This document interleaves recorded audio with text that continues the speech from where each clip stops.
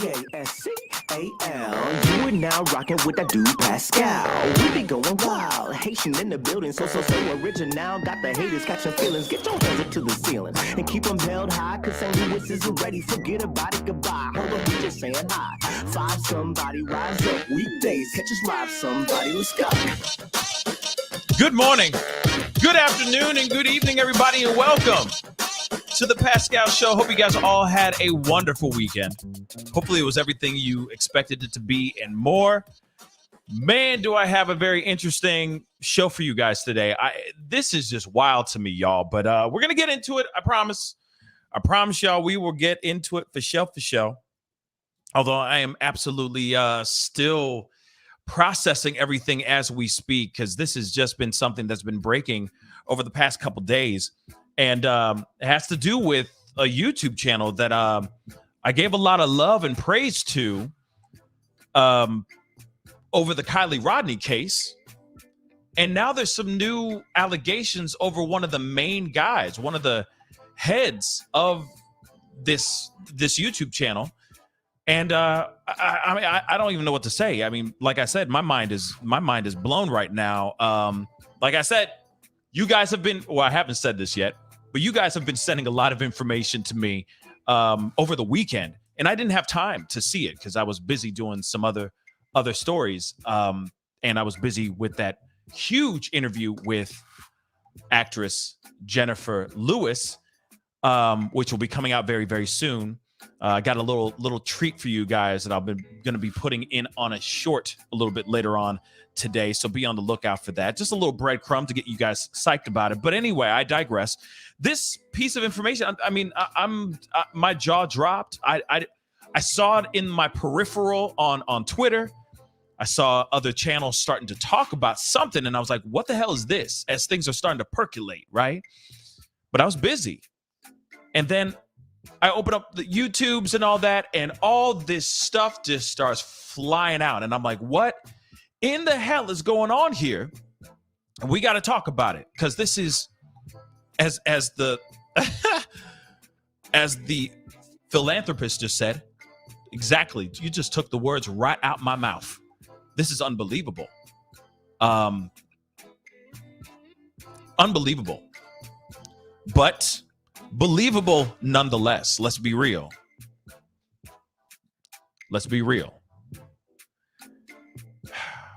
So, I'm going to say this real quick.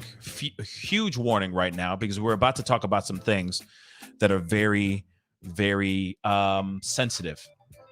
And I will say this too, before we jump into all this whole conversation, I will be using a lot of code words this show. And my heart goes out to all you that are survivors or are in the middle of surviving anything that has to do with R, S-A, M, child, M, etc. You are always welcome here. And our thoughts and prayers and our strength is with every single last one of y'all. I just want to say that really, really quick before we jump into everything, because we got a lot to get into. And it might be a little messy, y'all, because I'm trying to catch up.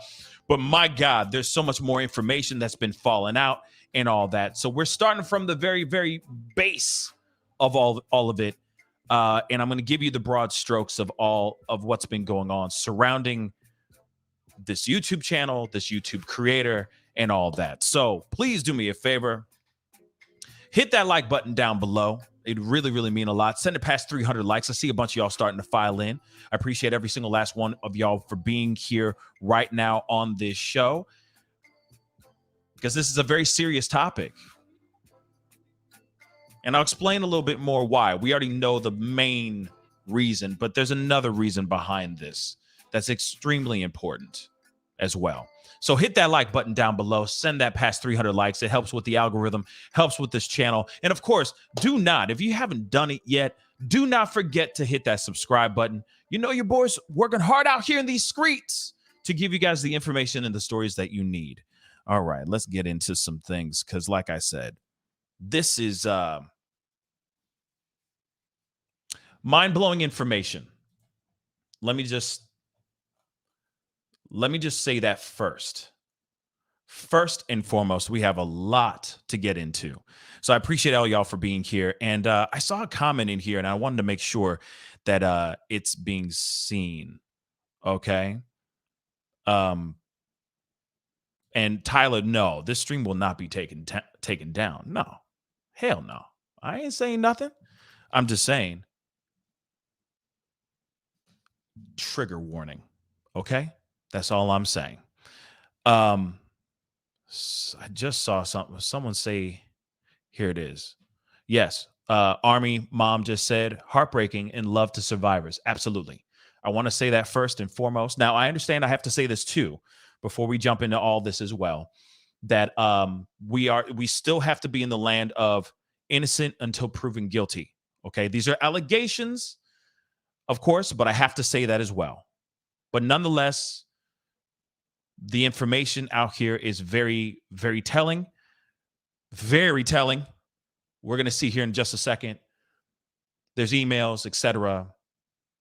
Again, these are allegations. Yeah, we have to say that, of course, innocent to proven guilty stuff, but there's some stuff in here that is very damning. Very damning. Especially these emails, which we will be looking at here in just a second. But I want to show you guys this article real quick, because I just thought this was very, man, I don't know. Like I said, there's just so much that I'm a lot is still developing in my brain. There's a lot of information here. And I want to do my due diligence and be as respectful as I can on both sides of the fence. I'm going to be really honest. Right? So, but at the same time, this stuff is damning. Okay? Very damning. So let's get into this. Disturbing history, chilling details about dark past of Adventure with Purpose founder Jared, who is charged with, and I can't say that phrase. There's a lot of things I can't say here very, very soon. Okay? But let's get into this, okay? A founding member of the of AWP, the volunteer dive group that gained national attention after they found missing teen Kylie Rodney's remains, was charged with 2 counts of CR. I'll just use that for now. Okay? Jared allegedly R'd a relative twice in 1992 when the victim, who was 7 years younger, was between 9 and 10 years old. So that would make him somewhere around the age of 16 to 17 years old when he allegedly did these acts to this then 9 or 10-year-old girl. Now, from what I understand as well, you see it in the title above or down below, and you see it on the thumbnail. From my understanding, the first allegation, the first person to come out was his cousin. So this is his cousin, allegedly, making these allegations of R. Back in 1992. He was apparently 16 or 17 years old at the time. And again, like I said, there's information here that is absolutely mind-blowing. And emails. Again, emails. It's all in the emails, baby. Which makes no sense to me. But like I said, the emails say a lot. Okay, so the criminal complaint was obtained by the U.S. Sun, which is the article I'm reading right here. Obviously, to the left right here where my mouse is, this is Jared. And of course, this is one of the members of AWP. And it still makes me wonder, y'all. It still makes me wonder when it comes to this situation, if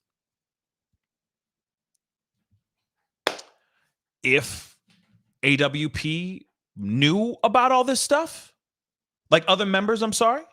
Did they know about his unthinkable past? Did they know about his history or not? That is a question I still haven't gotten answered. I'm hearing through the grapevine about a bunch of things, but at the same time, this is something that I feel it's still just a burning question. Is it something that he hid? Was he hiding in plain sight? Did the AWP crew know of these things? Or were they just working alongside with him, unbeknownst to them, knowing that they were working with an alleged P word? It is something I love to hear and find out because it is just interesting. Did they not know or did they know and try to hide it? Right? It does make you wonder. But I'll continue. Okay. Of course, more stuff. And I mean, and here's the other thing too. And I want to say this though too. Okay. Because you got to be real. AWP has done some really amazing things, right?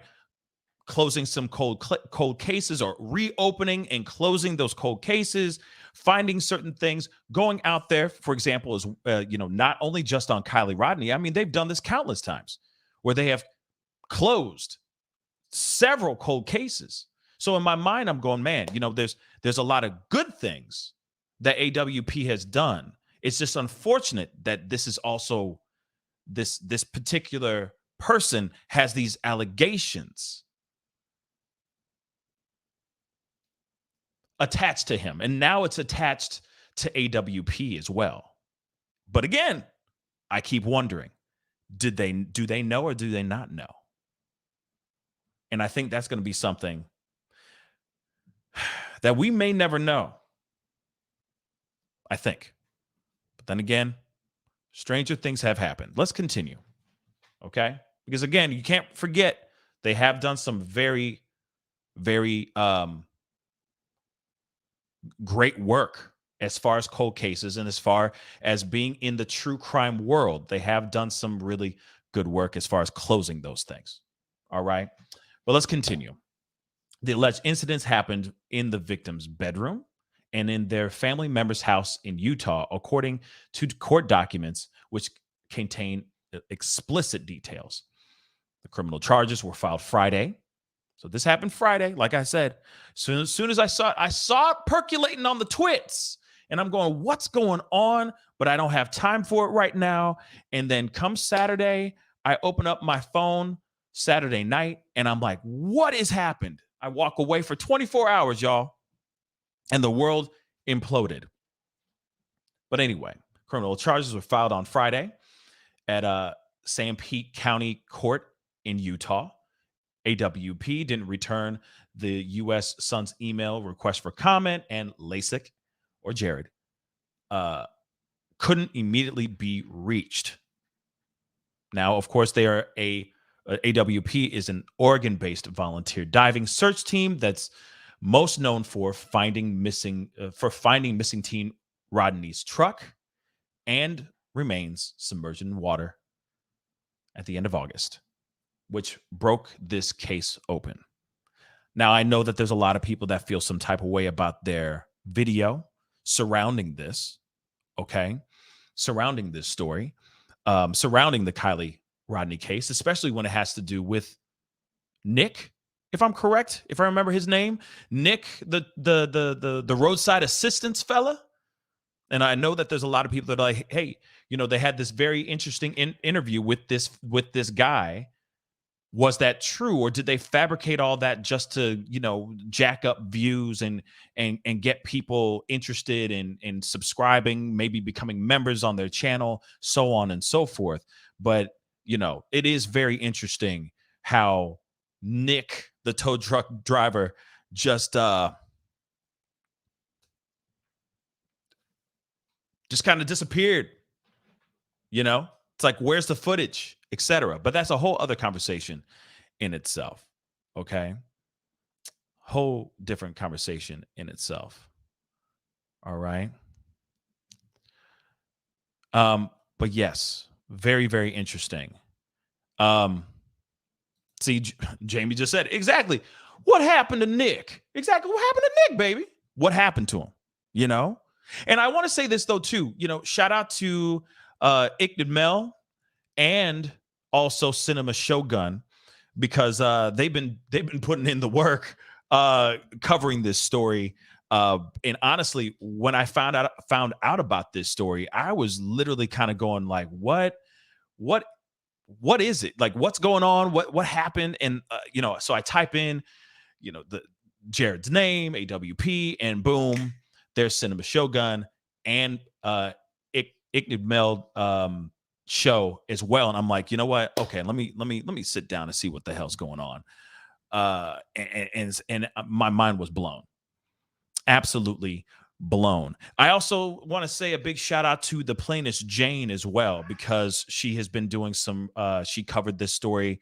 I didn't get to see the video, but I saw that she was covering this as well.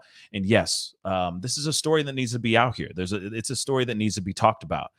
And there's a certain amount of responsibility that we all have towards being respectful towards the people who are out here, the people who are putting out these claims. They should not be harassed. I know that there's a lot of diehard fans of this YouTube channel, but at the same time, there's got to be a certain level of respect that still stays here. I get it. We still live in this world of AH and JD post-apocalyptic AH and JD world and all that. But at the same time, we should sit back, chill, find out what's really going on, and be respectful. I think no matter what, when it comes to all this stuff, we need to leave a level of respect on the table before you start harassing, threatening these women who have stepped out or stepped forward. Be respectful, because you have no idea how that affects another survivor. Real talk. So I'm going to say that real quick, because I know that there's people who feel some type of way, and I get it. But there's people out here that their personas are amazing and do so dope on YouTube or on other platforms, and they could honestly be monsters in real life. They just are hiding in plain sight. So please be respectful to the people that are speaking out and stepping forward. Again, you would expect and hope for the same treatment if you were in their shoes. So let's continue on with this article really quick. AWP, of course, we already know, made headlines, finding the remains of Kylie Rodney following a frantic search for the teen who mysteriously vanished in August. Initial law enforcement searches missed Rodney's car and body in the water before they were ultimately found by AWP, which was also something pretty damn amazing. Okay. Pretty damn amazing that they were able to do that. All right. Jerry started this group in 2019, but it's unclear if he's still actively involved. And now that's something that I found very interesting too. I will say this, because when I was singing AWP's praises back in the day, when they were the ones to find Kylie Rodney in the car, and I was reporting it and all that, and I'm tagging him in all that stuff. And I'm like, yeah, I would love to have him on the show to talk about all this stuff. They never returned my email. Well, not until much, much later. But one thing that I when you go and you try to find who to contact, you don't see Jared in the videos as much. You see what I'm saying? You see the other guys, but you don't really see, you know what I mean? So it is very interesting. You're like, what's going on? How did all this go down? Where you see his face, because I'm seeing the avatar with his face, the same face I used in this thumbnail. You see it on a lot of things, and you're going like, wait, so where's this guy? Where's Jared? You know what I mean? It's very interesting. And I will say this too, Sam as well. He was working there. I also heard, or he was working with them, and I understand that he left as well. But and he's great, right? And I say this out to every single person that has ever worked with them, worked alongside with them, etc. If you're ever interested in coming onto the show and talking about this and talking about your experience, I'd love to know. And of course, I'd love to see if you were able to confirm or deny, debunk, whatever, confirm and or debunk any of this. Did anybody know? Do the members of AWP know about this and just let it slide because it's an opportunity and they see how big the platform is and they're saying, all right, well, I'm willing to take that risk because it's an opportunity to get my name out there. You see what I'm saying? So I'm wondering if that's something. But let's continue. Now, of course, we already know they helped solve at least 23. Let me blow this up for you guys. Help solve at least 23 missing person cases, some involving children, which they documented for their successful YouTube channel. According to their YouTube About page, they are dedicated, quote unquote, dedicated to helping families of missing loved ones. Doug Bishop, 38, is the lead diver and investigator in the group of 10 members. Bishop told Fox affiliate WJBK that Jared actually started AWP as an environmentalist group that would clean up waterways. His efforts led to a vehicle being discovered underwater here in the city of Portland, Oregon. Then he started focusing on just pulling vehicles out. However, when one of the vehicles was discovered containing human remains, people started calling the group, hoping to get answers for their own cold cases related to missing ones. Interesting. That's very, very interesting, right? They started doing one thing. They were doing making content and talking about cleaning up the waterways. Suddenly, by accident, just by being out there, they find a vehicle, so on and so forth. And that thing just kind of the snowball effect. They go, okay, we're seeing that we're getting views here, blah, blah, blah. And this is an avenue that we can do good and we can gain viewers and subscribers and all that. And you just turn that thing on, you just rev it up and put pedal to the metal, it seems like, right? So that's very, very interesting to see that. But we have got to get into this information as well. Of course, there are court documents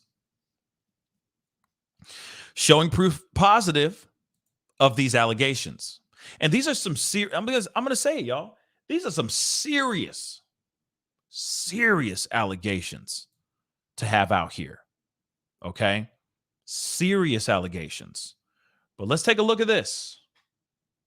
Some court documents for everyone to see. Obviously, 6th Judicial District Court in and for Sanpete County, state of Utah. State of Utah versus Jared. The undersigned complaint, deputy county attorney states on information and belief that the defendant at and within Sanpete County, state of Utah, did commit crimes of 1 count R of a kid, 1st-degree felony, and count 2, same thing, 1st-degree felony. So they say in the first count, on or between October 1st, 1992 and November 1st, 1992, at and within Sanpete County, state of Utah, the defendant did have unthinkable relations with someone young, under the age of 14. Okay? Then, the next one here.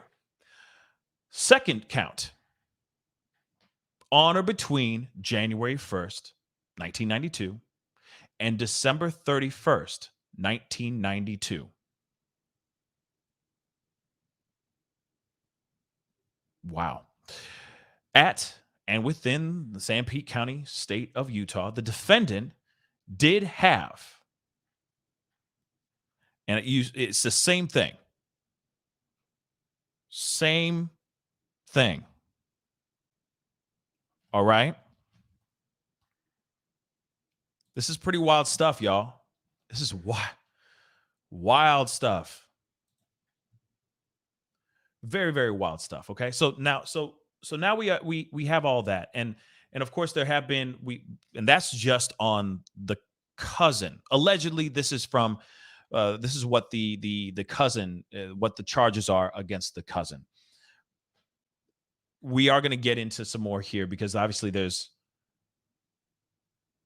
emails that we need to look at. I mean, it's just mind blowing. It's just mind blowing.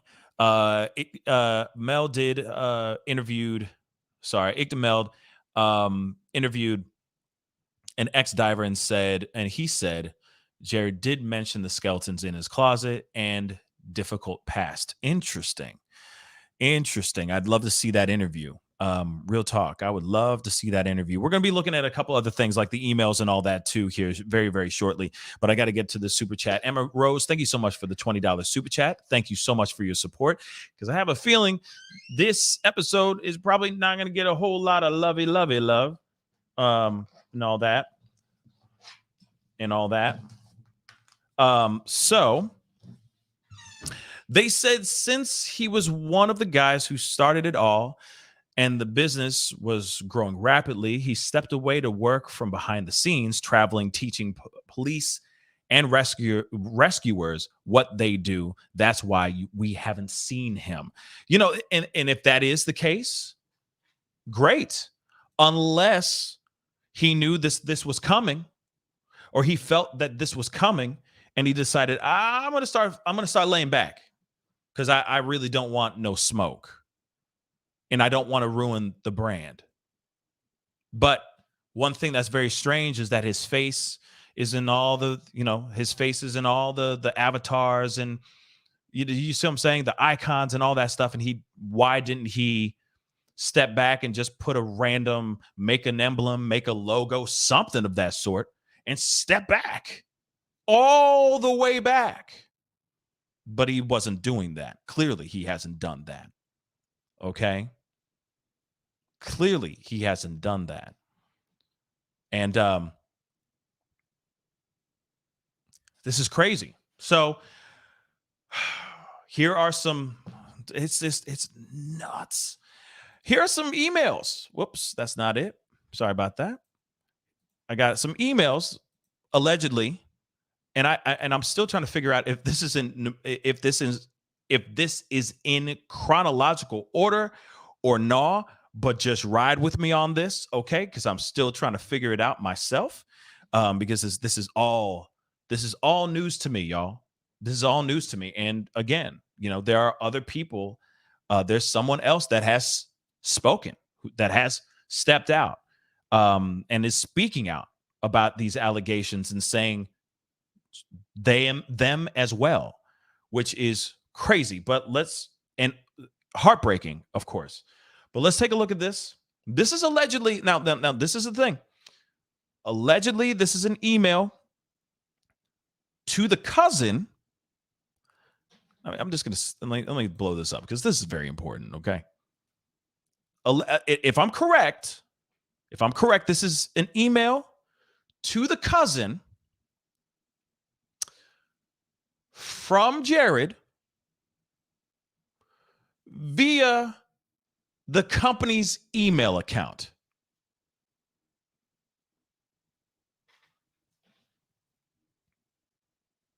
Weird.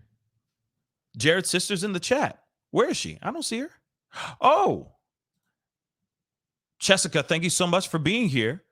Would love to have you on if you have time to talk, because we are very much in your corner. Okay, mopping your brow and saying, he's dropping his left. You know what I'm saying?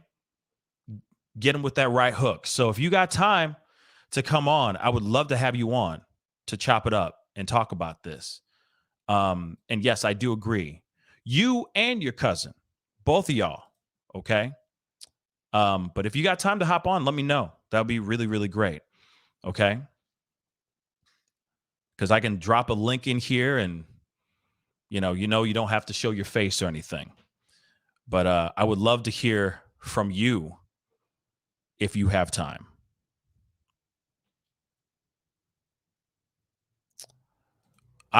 Could you call in? Like phone call? Because I have a phone number I can send you, and you can just call the phone number. Because if it's just the Skyping thing, then you can just call on the phone. Just let me know. Just let me know. Because I can send that to you in 2 seconds. All right. Yes, I can call. Okay, great. So let me hold on. Let me make sure that everything's Gucci and running right now. Hold on.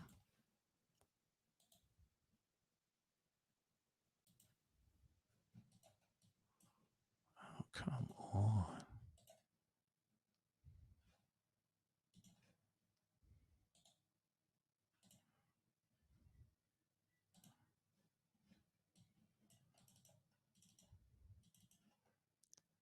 See, this is why it's tripping right now. Hold on.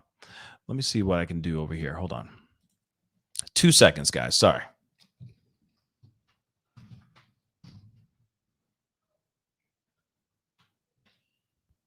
Let's see here.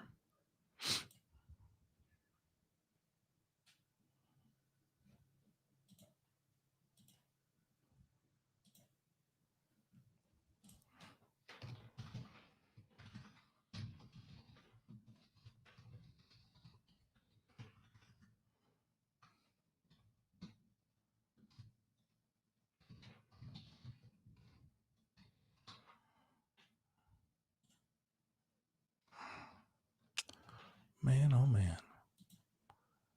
You know what?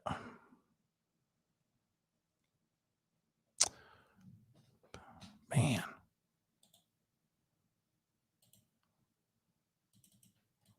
For some odd reason, this thing is not being my friend. Damn. Okay. Trying to find a way to get in touch with you. Because my phone number thing is not working right now. I don't know why. It suddenly just started tripping. Man, that sucks.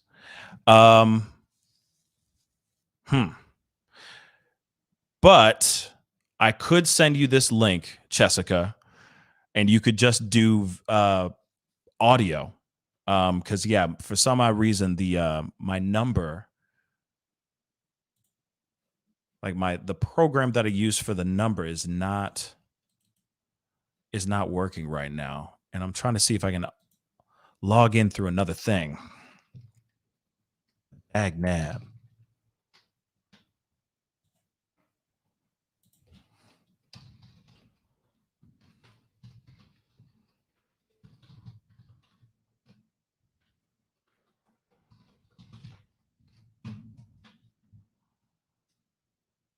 Nope, that's not working either. Damn, I can't see it. Okay.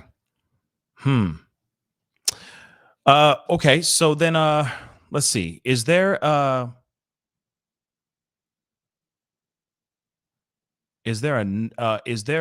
email I can send you? Maybe I can just send you a cell phone number. If that works. Maybe I can do that. Like, what's your Okay, you know what? I'm gonna try that really, really quick. Sorry, guys. We're gonna get into this, I promise, but I'm gonna try to send you a message on Facebook. Let me try that.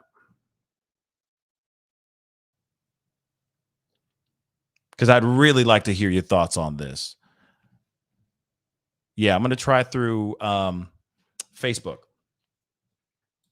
Right quick.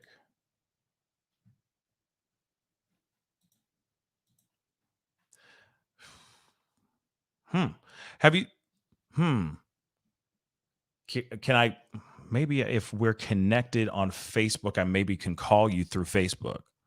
Okay? Maybe I can call you through Facebook.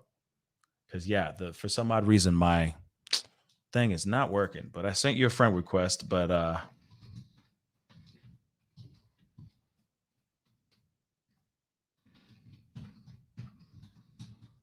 aha.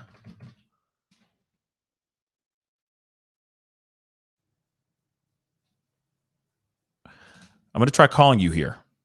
Let's see what happens. Oops.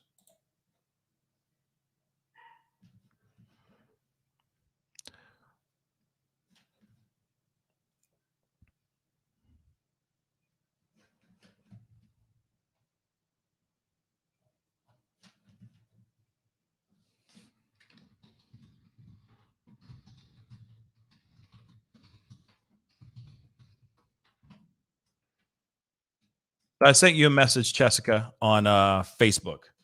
So hopefully you see that. Hopefully you do. Oh, there you are. So maybe I could try voice calling you here. That might work. It might not be as glitchy. You know what I mean?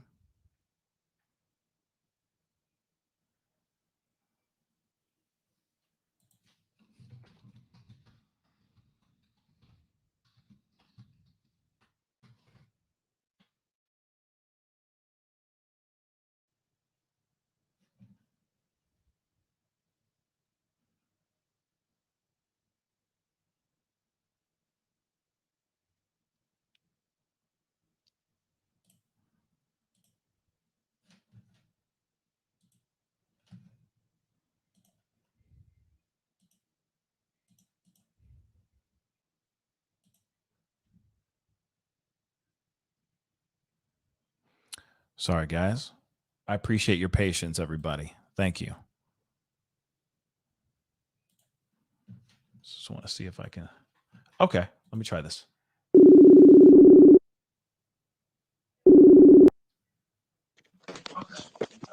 Hello. Hello, Chessica.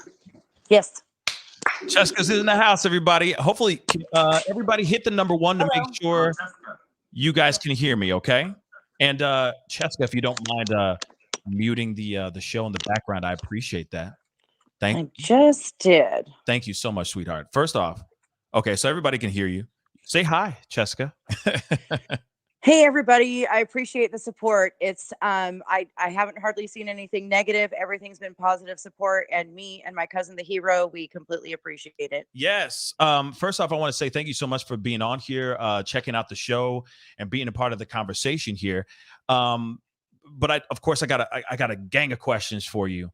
Obviously there's been a lot of coverage over this story, over this news. It's very, very shocking.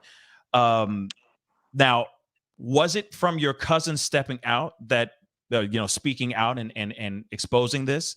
Was that when she did this? It was that what inspired you to maybe speak out, or was this something that you've been trying to get out for a long time? I have been getting this out my entire life. Back when I was younger, I actually was put into counseling for a while by one of my step parents because she knew that it was happening and possibly happening to a couple of my other half siblings. So, and if I was really good in math, so I all of a sudden one day my life changed and I had to go to these meetings after school.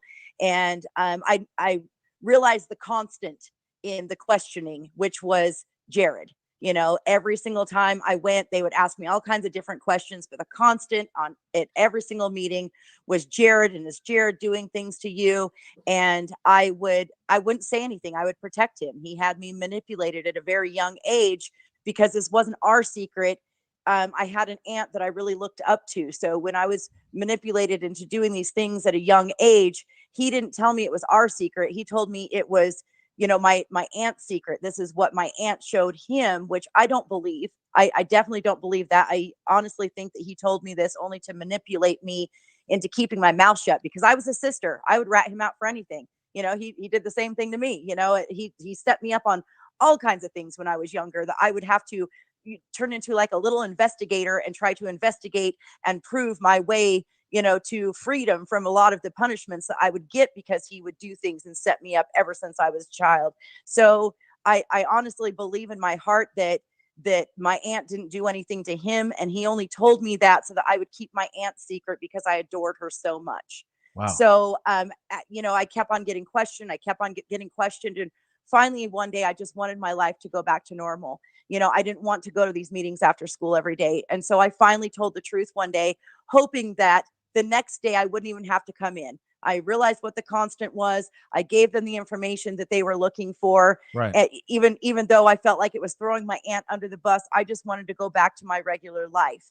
My regular life, it was never my regular life after that. I was then labeled as the problem child. I was the reason why my stepmom left with her kids to protect her kids. I no longer even had her there for protection. She couldn't take me with. I wasn't hers. And now all of a sudden you have a child that's crying at night wanting their mother. We were raised by a single dad, so now you have a child that's crying at night wanting her mother, and I was just a complete problem child, as Jared is put on a pedestal, as Jared is put in some sort of a group home of some sort under another uncle's name so that he could be hid from divorce proceedings because my dad was seeking custody, or at least visitations, which he didn't get any of them. That was Wow. definitely a just action in the courts of Utah at the time because, of course, at that point, she had all of the proof that she needed to protect her children. And instead of getting me the help that I needed, because the last time I was in counseling as a child was when I, exposed him and said what actually happened. And then all of a sudden counseling just stops and the information is now, out there for her for those proceedings. But I never ended up getting the help that I needed. Jared never ended up getting the help that he needed. If anything, he was told that, everybody was told that the stepmother was crazy and that she was accusing him of doing things that he didn't do. And then he was hidden in a home under somebody else's name so that he could not be available for questioning. That right there is where Wow. I pretty much, like Jared already had problems before that. And he was already a manipulator before that, and he was already setting, things that people up, for failure before that. However, I honestly think that this was what led up to who Jared became, to where I've straight up told the state of Utah, if you go after my brother, you also need to go after my father for creating this monster, for covering this up, for making him think that he's innocent for his actions while everybody else suffers behind him in his path. And his path, it seems like, has gotten wider and it's gotten worse. So, Chessica, if you mind me asking this real quick, I mean, first off, thank you for giving us all that information. It's a lot to digest. But I do have to ask you: are you saying that this has kind of been passed on? Like when you say creating Jared, was this something that was passed on? Is this a generational thing? It kind of sounds like it is a generational thing because months ago I was sent a string of messages, and a lot of those are the AWP messages that you see going back and forth between him and I call her the hero. The hero. And I was sent those messages, and I was also sent a string of other messages between the hero and another cousin that was trying to have his back, trying to say, well, look how far Jared's become now. You can't take him down now. Look how good he's doing now. Look how far he's came. We just need to forgive and forget. Right. But the same cousin, is attacking her own husband's family for the things that he's gone through, but yet I don't know, our family is twisted. Like they'll out other people, but then when it comes to our family, we're supposed to be hush hush about it.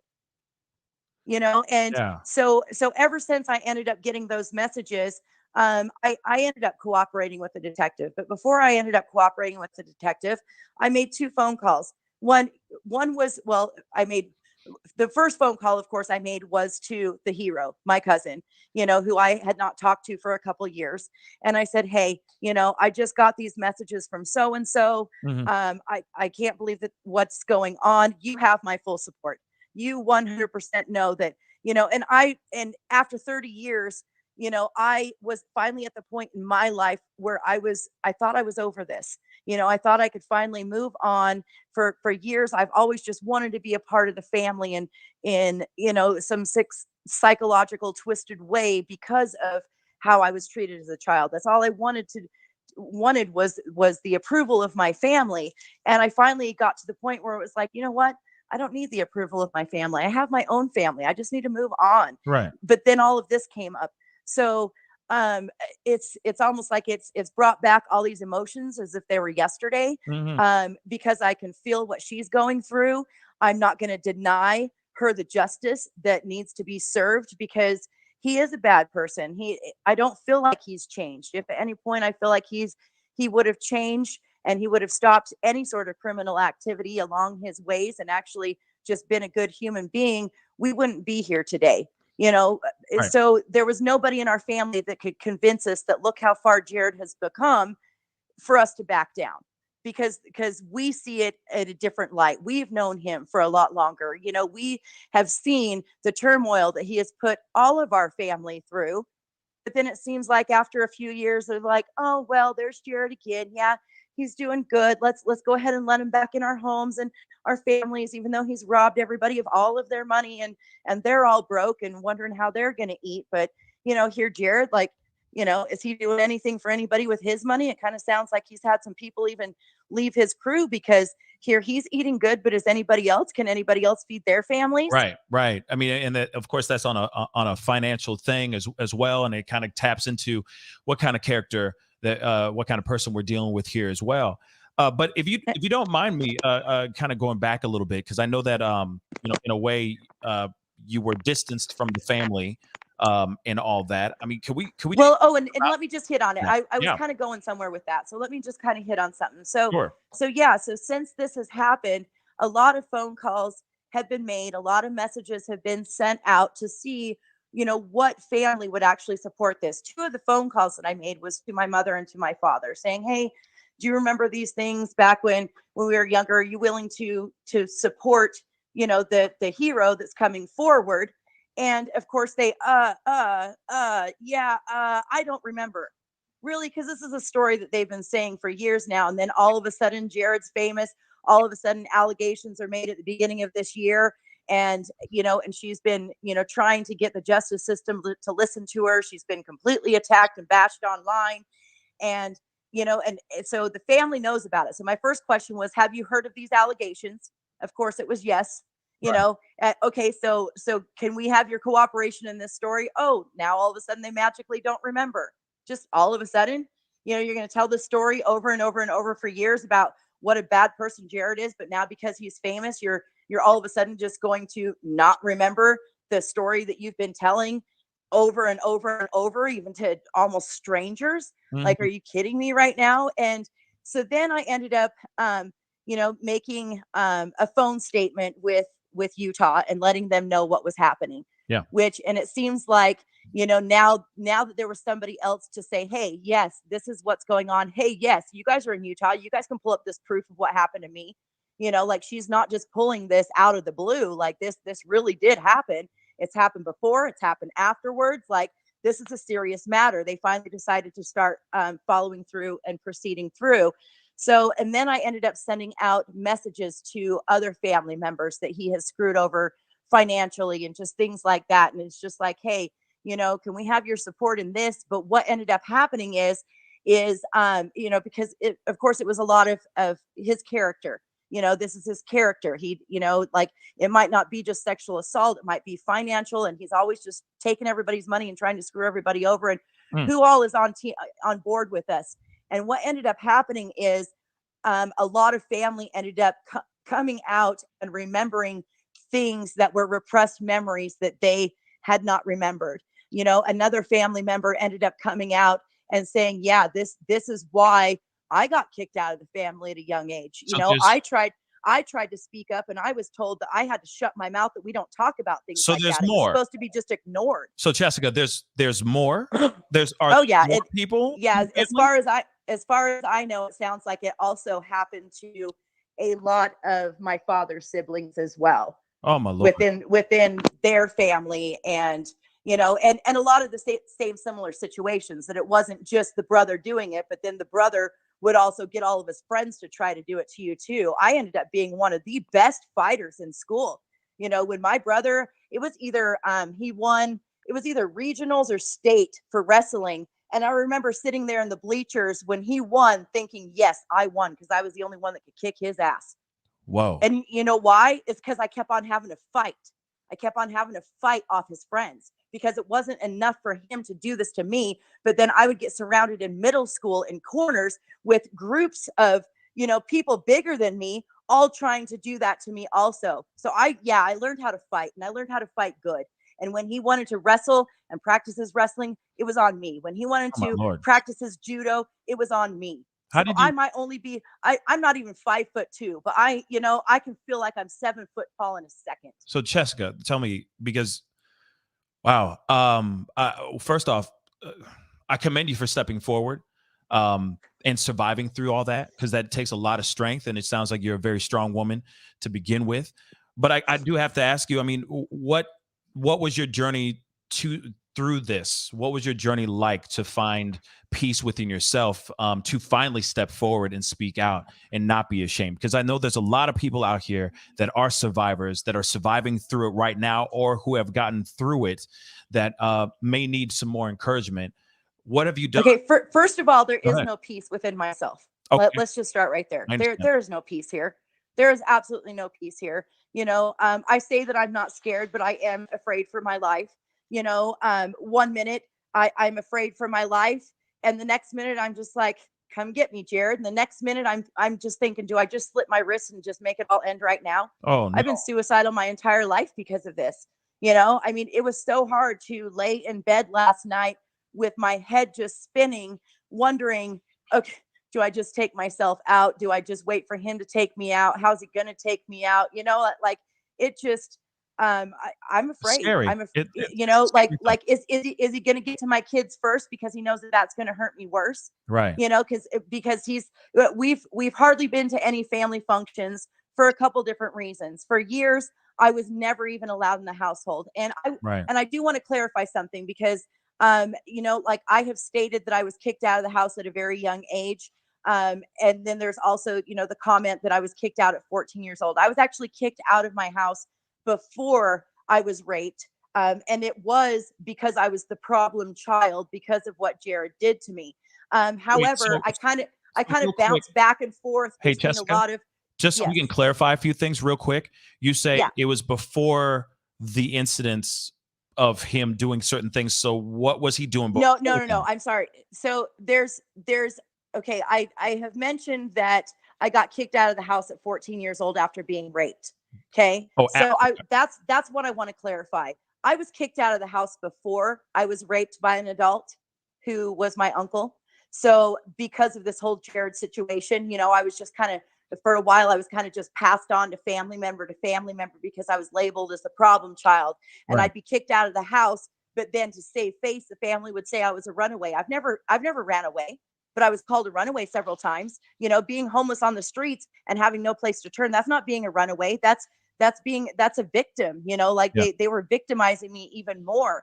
So finally, I was, on the streets, and I was living with some friends, and I got in a fight with my girlfriend one day, not sexually girlfriend, just, my friend from school Yeah. who I was living with. And I got in a fight with her one day, and she wanted me to leave. I was a little bit more mature than her. I was hanging out with her sister a lot, who was older than me, and she got jealous, and she just wanted me to leave the house. So I did. So, and that was in Ephraim. Everybody pronounces it wrong, but that was in Ephraim, Utah. And so I went over to Manti, Utah. They're both very, very small Mormon towns. They're only like 5-7 miles away, something like that, from each other. So I went back over to the next town where I actually grew up at. And I ran into my cousin, and my cousin had just left her mother's house, which is my dad's sister. And she said, you know what? I'm living with my dad now. It's just us here right now. She goes, I have a really big bedroom. Let's just talk to my dad and see if you can just stay the night here tonight. And I said, okay, let's go ahead and see if I can stay the night here tonight. Her dad gets home from work. He was a farmer. He gets home from work. And so we sit down in the living room and we present this to him. Like, I have no place to go. Now your daughter, my cousin, that's a couple of years younger than me, is staying here. You know what I mean? Like, Yeah. we're presenting it to him like, hey, can I stay too? I have no place to go. And he seemed like he was very heartfelt about it, that he had his daughter there now, and he said, yeah, we can be a happy family. He said something around those lines of, we can be a happy family. Right. And I felt so good. It instantly felt like I had a family. So I was sleeping in her bed with her down in the basement that night. She had a big room, big bed. And we were woke up in the middle of the night because her dad evidently had gotten drunk. And I was woke up to a grown man on top of me, raping me in bed with his own daughter laying beside me. Okay. Oh my God. So that's a little bit mind blowing, right? Yeah, no kidding. So we both wake up and look at each other about the same time. She, of course, is able to get out of bed before me and run up the stairs. And of course, it takes me a little bit longer to get there because I've got this grown man that I'm fighting off. And I finally get up to the top of the stairs. You know, we're just in our pajamas, wearing hardly anything. And we run through the middle of the night. Like we didn't know where we were running to. We Yeah. didn't know what to do. Oh my Like God. we're still small children. Yes, Yeah. I'm 14. I was smart, but I was naive. I grew up in in a tiny little Mormon town. You know, I didn't know about, the whole world and the horrible things that can actually be in it. So we're running, but we don't really know what we're running to. And recently there was a new store that had opened in town that was a 24-hour store. So we ran straight to the store. We didn't know what to do. And we ran into the store, and there's a gentleman working, and we just started talking as fast as we could. Da da da da da da da da. He called the police. Right. Okay. He called the police. My aunt, her mom ended up showing up. We end up in Mount Pleasant, the closest hospital. That's where I get raped again by the doctors. That was a really fun night. Say what? And Wait. What? well, I mean, that's just my way of saying it. Okay. Going through the whole rape kit test and Gotcha. things like that. Gotcha. Now you've got a whole bunch of other people up in your business that you don't know what's going on. Makes sense. Like I literally was traumatized, probably more so even than that, because the first one, I didn't really know what was going on. I'm just waking up in the middle of the night fighting this grown man off of me with a slimy thing in me. Like I literally was just, and then to go to a hospital where I thought people were going to help me for some sort, or at least talk to me, and then my legs are opened up again, and I'm being re-traumatized is what's happening. And we were there for hours, and as soon as the doctors were done and we were back out in the waiting room, my aunt, her mother, looks at me and says, okay, well, they're done here. Where can I take you? And I said, well, I don't have anywhere to go. And she goes, well, I just got off the phone call with your grandfather, and he says you are no longer allowed in any of the family homes or on family property. What? She then called my mother, who was living in Las Vegas at the time, and my mother drove from Las Vegas to come over and get me. I ended up at my mother's house for I don't know how long, until I got kicked out of her house. Yeah. For being a problem child. Why? Because I cried a lot. Really? I'm going through emotions and I'm crying a lot. Are you kidding me right now? Looking back on it, I mean, so I got kicked out there, and then I got called to run away again. So, and then when the police finally caught up with me, they threw me in juvenile hall in Las Vegas. Now I'm actually, locked in there with a bunch of real criminals. It only took me, I think, 2 nights to figure out how to break out of there. And I broke out of there without about a dozen girls. I ended up jumping out of, I think, a 3rd-story window. So, and took about a dozen girls with me. What was life like after being kind of ostracized by your own family? I mean, aside from, jail and all that, I mean, aside, it was horrible. It was horrible. The police ended up catching up with me again, and I ended up getting locked back up. And but that time they knew I was smart. They knew I was going to get out again and possibly take some more people with me. So right. I ended up they ended up sticking me on an airplane to Oregon to my father. They actually, at that point, my father had already moved to Oregon. He left me in the middle of Utah. Which is why I was bouncing around on the streets trying to find a place to go. And, and I honestly, looking back, like after I was raped by this man, it's like, how did people not embrace me and take me back in? No matter what kind of a problem child they thought I possibly was, how was I not embraced? How was I not taken care of? And it came to, the city of Las Vegas to actually put me on an airplane to say, bye, we're sending you out of Nevada and we're sending you to Oregon to your father. I was only with my father for about 1 week before I got kicked out of his place. And that was because my arm was like, Jared had totally kicked my ass. My rotator cuff was out of socket. Like I was in some serious pain. He did it while my father was at work one day. And of course, he's trying to get me down, and I'm not allowing it to happen. So I ended up just getting my butt kicked that day. So my dad comes home from work, and there was we were staying at a small trailer park. He was in a little Terry travel trailer at the Safeway in Springfield, Oregon, right next to the Safeway. And there was a single dad that was living with her daughter, or with his daughter, that was my same age, that was in a trailer right next to us. And so I let them know what happened. And even though they had a small trailer as well, they said, you know what, you can go ahead and come stay with us. A little while later, my dad, and by a little while later, it could have been a few days, it could have been a couple weeks, he said, I just got a job over at Brightwood and Madras. And so on Sunday after church, I'm going to be pulling the trailer out and we're going to be moving over there. And I told him, okay, I want to go. I will see you Sunday, at church. Anyways, I woke up that morning, the trailer was already gone. I looked at my friend and I was just like, okay, well, he must have just taken the truck and the trailer with him to church, because he says that he's leaving after church. So we went down to the Mormon church there in town, which was still going on. It's 3 hours long. And so we ended up going down there. Church was not out yet, and the truck and trailer was nowhere to be found. He literally left me in Springfield. So, and then all of a sudden, that's when Jared shows up a little while later. And by a little while, I'm thinking, at least a month down the road, Jared shows up and he's like, I'm taking you Christmas shopping. And that's when our mall break-in happened at Meyer and Frank. And then we're talking a couple days after that, I believe, a couple days after Jared showed up, my friend went and stayed the night with her boyfriend for the first time ever. She was, I think she was 16. She was a little bit older than me. I was 15. And that's when I woke up with her father on top of me.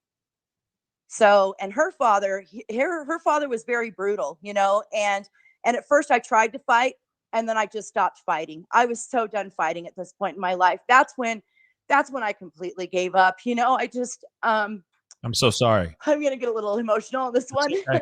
It's okay.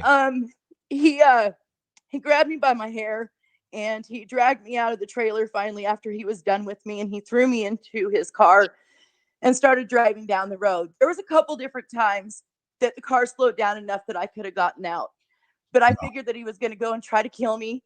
And that's what I wanted at that point. I just wanted it all to be over. I did not want to live anymore. But instead of killing me, he rolled up to a house that it looked like it was a pretty rundown house with a yard that was pretty much just a couple patches of grass with a bunch of dirt. Pit bull chained up out front in the yard on a chain. I ended up finding out later this pit bull, pretty much anybody it doesn't know, it literally rips apart. Yeah. But that animal could feel my pain. I was thrown out into the middle of this yard, and this pit bull just licked my wounds. Oh. And finally, the biker ladies of the house ended up coming out and seeing my condition in the yard, and their pit bull licking me instead of killing me. And they took me in. And they taught me about life. They gave me a job, of course, running drugs, which was how I earned my keep there. But I learned about life. I learned about the good and the bad. I learned about drugs and the ones that, are worse than others, and the different ways to do them, and the one way that you probably never should do it. That's when I actually learned what was in life. All of a sudden I wasn't a naive kid anymore. So, and I appreciate those ladies so much. I was with them for about 9 months. Wow. Well, first off, can I say this? Thank you so much for sharing this with us, because I know that there's a lot of other people out here that can either relate or understand the situations you have gone through, that you have survived through.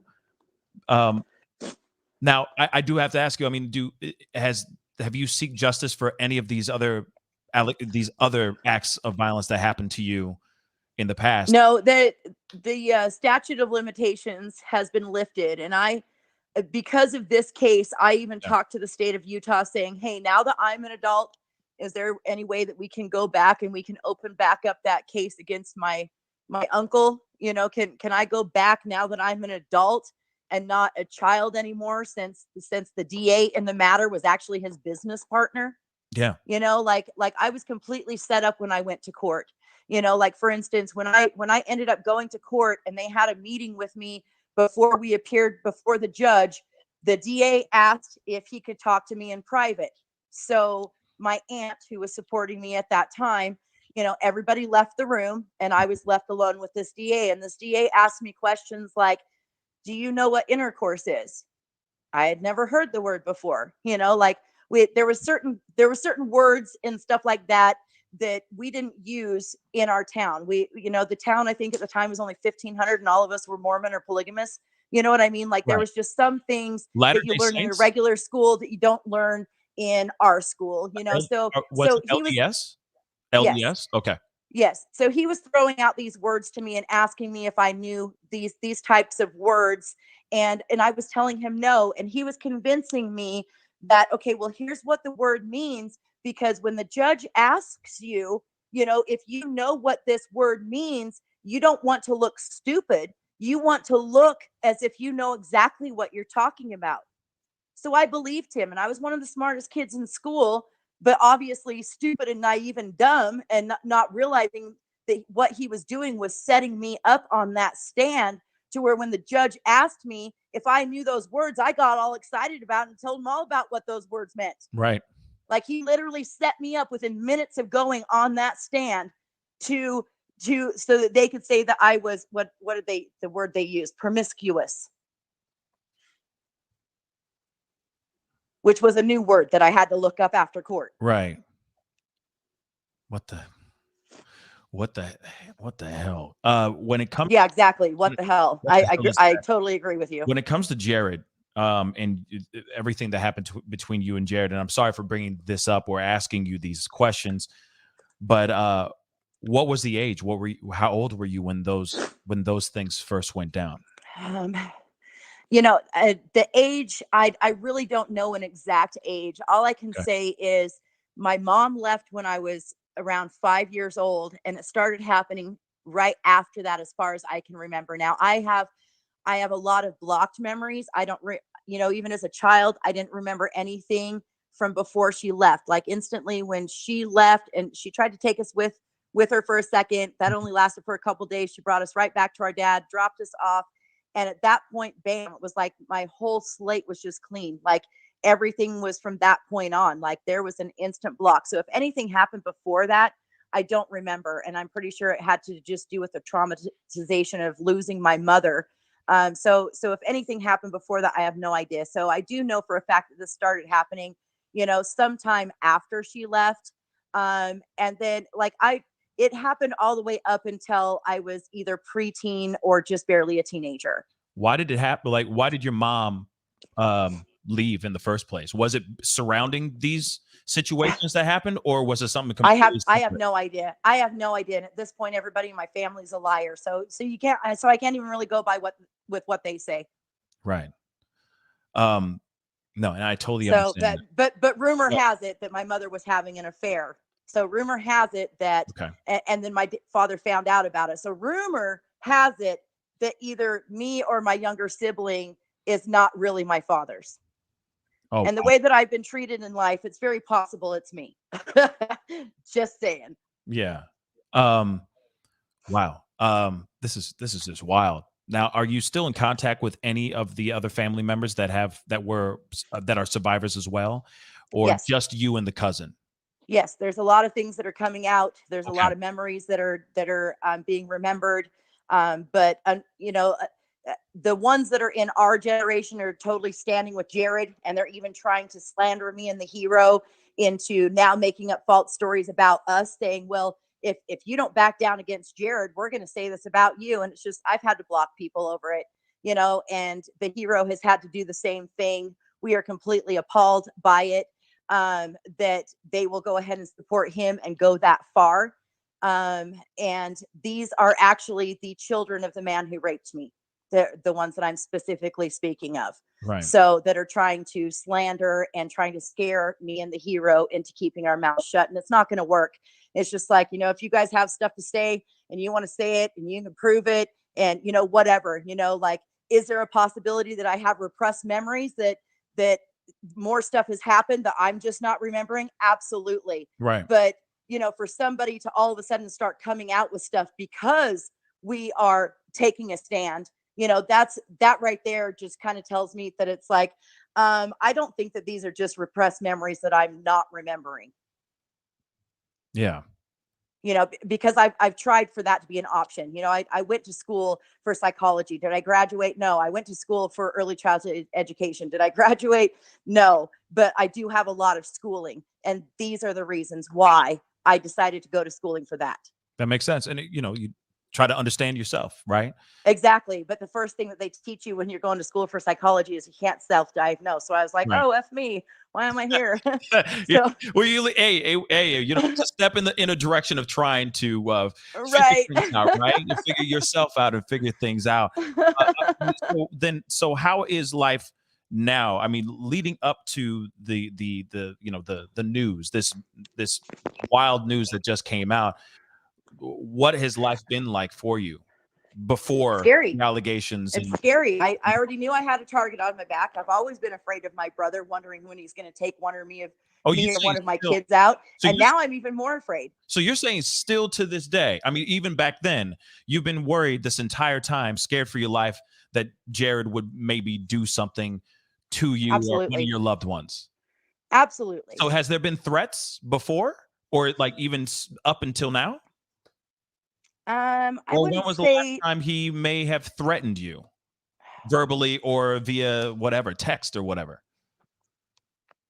That's hard to say. He got me fired from my job a couple months ago, set me up on a delivery. So I mean, that's not threatening my life, but it definitely threatened my finances. Why did he what did he do in regards to that job that got you fired, if you mind me asking? Let's talk about that, because I saw the text. We were going to read it on the show here, about your story, the Facebook post that you put up, about you delivering to and that was just me pretty much. That was just pretty much like a quick little summary of what happened. Yeah, so me going on a rant about it. So give us the breakdown. I can go ahead and tell you the story of what happened. I wouldn't really call it a story, like this really happened. Right. But here a couple months ago, I had gotten I was working for DoorDash, and DoorDash has fired me over this now. So I feel comfortable saying, DoorDash, you suck for not protecting your employees. I ended up with an order, and the order was to a Jared L., and it had an address that wasn't familiar with me. He's lived in the same residence for years now, for decades. So, and it wasn't that address. I delivered to lots of Jareds. Jared is a very common name, unlike my name. So, and keep in mind that when you order DoorDash, you will see as soon as you get assigned a Dasher and what your Dasher's name is. You will even see where they are in their vehicle and how close they are to your house. Okay. Mm-hmm. So when I ended up getting this order, there was even specific instructions on it saying, go through the green gate and go down the long driveway to the house. Right. Okay. It was, it wasn't just leave at door, So I end up picking up the order, and I drove to the outskirts of Redmond, to this address. And when I started taking a right to turn into this long driveway, the green gate started closing to where I actually had to back up my vehicle a little bit so the green gate didn't close on my vehicle.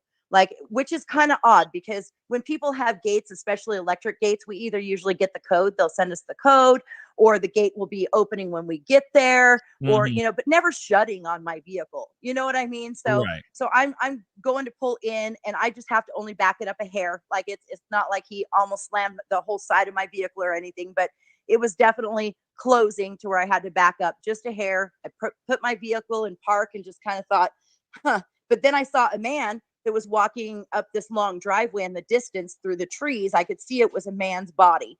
And so I turn and I get the order out of my hot bag, to where now I just have the bag of food instead of, my big red DoorDash bag. And I get out of my vehicle to walk to the gate, because obviously this person, there's a lot of weed farms and stuff out there. So in my mind, I'm just thinking it's a pot farm. They're probably in the middle of something. You know what I mean? Yeah, of course. Usually that's what it is. Makes sense. Pot farms have the electric fences, and depending on who's on their property and what's going on depends on, if delivery instructions change at the last minute when it comes to those gates. Right. That's very common. So in my mind, that's all it was, was just something simple like that. And so all of a sudden I see this man walking up. I'm getting out of my vehicle. I'm walking towards the actual gate. And then I hear him. He's like, fuck you, Chessica. I'm sorry that I'm saying that. No, you good. I don't know. Yeah. Okay. You're with friends. You're I mean, he just starts, wow. we the F word so many times, and I'm not taking that effing food from you. I ain't taking nothing from you. F you, Chessica. Now, keep in mind that I have delivered to Jared a couple times at his other address. However, I was doing my job. I was just trying to keep things civil, but because these things have now came to light, and because now there is an open investigation that's going on, I would have never at that point even delivered to his other address. Now that these proceedings were, already happening in the background, I would have, as soon as I saw that it was at his other address, I would have immediately unassigned that order, even though it ruins my stats, and I would have just had another dasher pick it up and take it to him. Yeah. That plain and simple. But this was a Jared. It was at a totally different address. However, because it was a Jared L, I had actually taken a screenshot and sent it to, I believe, a couple of my kids and possibly my best friend, saying, don't know if this is my brother or not, but just in case I don't come back, so I always have my own back. And it really sucks that I have to live life like that, like always looking over my shoulder. Yeah. But but at this point, it's just, I'm just trying to do my job. He would not take the order from me. And as he's screaming F you at me, I didn't say the things that are on my thing. That was just me going through a rant. I was actually professional. I have high work ethic, and, Okay. I love my job. I was disabled for 12 years. I've now held this one for 2 and haven't gotten a Social Security check for a year. So, I mean, this was my main source of income, my first income that was solid that I've had in over 12 years. Gotcha. Here, so I'm just trying to be civil, but I'm still talking loud because he's still kind of in the distance as he's screaming at me. But I'm trying to state that, hey, I had no idea that this was your address. I'm trying to explain that had I have known that this was his address, I would have never came out here. And that now that I know what his address is, that if I ever get another order from him, I will just go ahead and unaccept it, and they will send somebody else. And he just keeps on screaming, F you, Chessica, I'm not taking food from you. So I get back in my vehicle after I explained that, because I needed to at least explain that out loud. Right. I get back in my vehicle, I pull down the road a little bit, and I park, and I get DoorDash on the phone, because now I still have a bag of food. I need to tell them what happened. When a situation like this happens, they're just like, oh, keep the bag of food and keep moving on. So Right. I get them on the phone. I explain to them what happened. They put me on hold. They said, I explained my whole story, and then they put me on hold. I was on hold for about 20 minutes. In that 20 minutes, I actually drove back into town. I went and dropped that order off at one of my kids' job sites. I ended up cruising back into town, and then I ended up parking about 1 or 2 blocks, away from the original pickup area, which is located right in the center of town. Mm-hmm. So, and I wait for these people to get back on the phone. When they get back on the phone, they say that they've also talked to Jared, who has confirmed that he has the order, which I thought was odd because he never did. Yeah. So anyways, What? and he has confirmed that he has the order, and that they will send me an email about the resolution.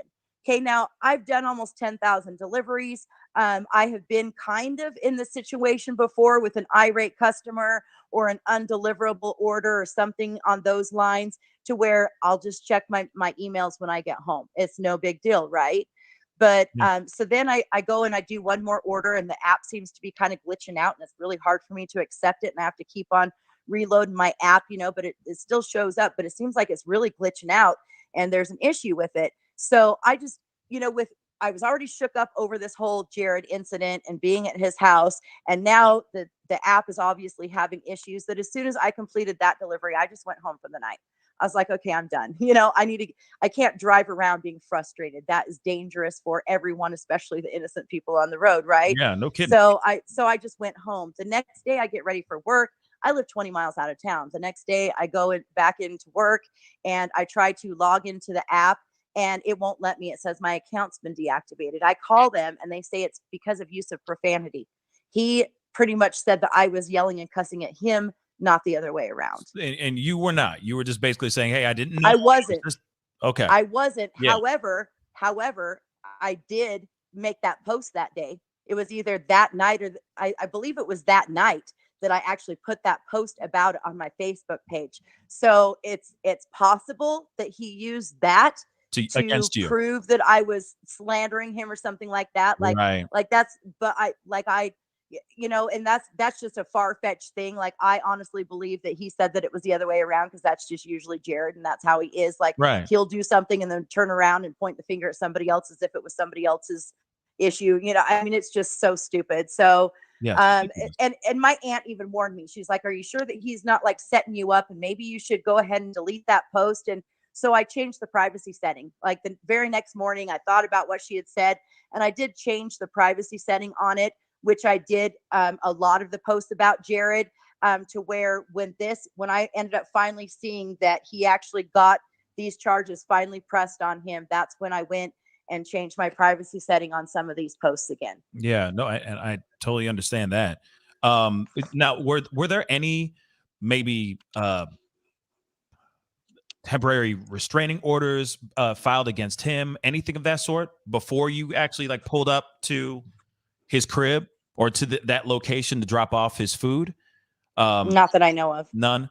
Has there been anything, filed now? Not that I know of. The police here said that I should probably do some sort of a protective stalking order. However, I know the court system so well here that unless there's an actual incident that's recently occurred, I believe within the last 30 days, and usually they won't even give you one unless it's somebody who you have had a relationship with and have been currently living with or sleeping with, that they won't even grant it to you. So at this point, yes, the police do know that my life's in danger. I've already called and made that report a couple times. I even just had them out at my house this morning because I went to go to the store. I haven't driven my vehicle in a couple days. I've been home kind of just dealing with this. And but when I went to my vehicle this morning, 2 of my brake rotors look like they have something completely sprayed on it, like it came out of a spray bottle or a spray can. This isn't weatherization and rust due to weather or anything like that, like where it looks like it's rusty, but it's on more of my tire than just the metal yet. And it's only on just the driver's side, yet the other side is completely clean. None of my neighbors have it. Like, this definitely isn't from something that I picked up driving down the road. And and especially looking at it, I went out there, I took photos, I even took cotton swabs out there and the plastic baggie in case like all of a sudden my tires fall off or something like that and I die. At least they got something that they can look at, right? So an officer did come out. He took some pictures. He took a report. Again, knowing how scared I am of this person, but of course this time I'm able to actually say, hey, it's not just us, saying that these things are going to come out now. Like, he actually has the paperwork now. Like, he actually, like this is actually real now, but I kind of just get laughed at around here because I'm Jared Leisek's sister. And I think a lot of that has to do with not only Adventures with Purpose, but what he was doing before that. And my other brother with Patty Mayo. So they're just kind of looked at like they're heroes and they're, like all the cops want to be like them. I don't know.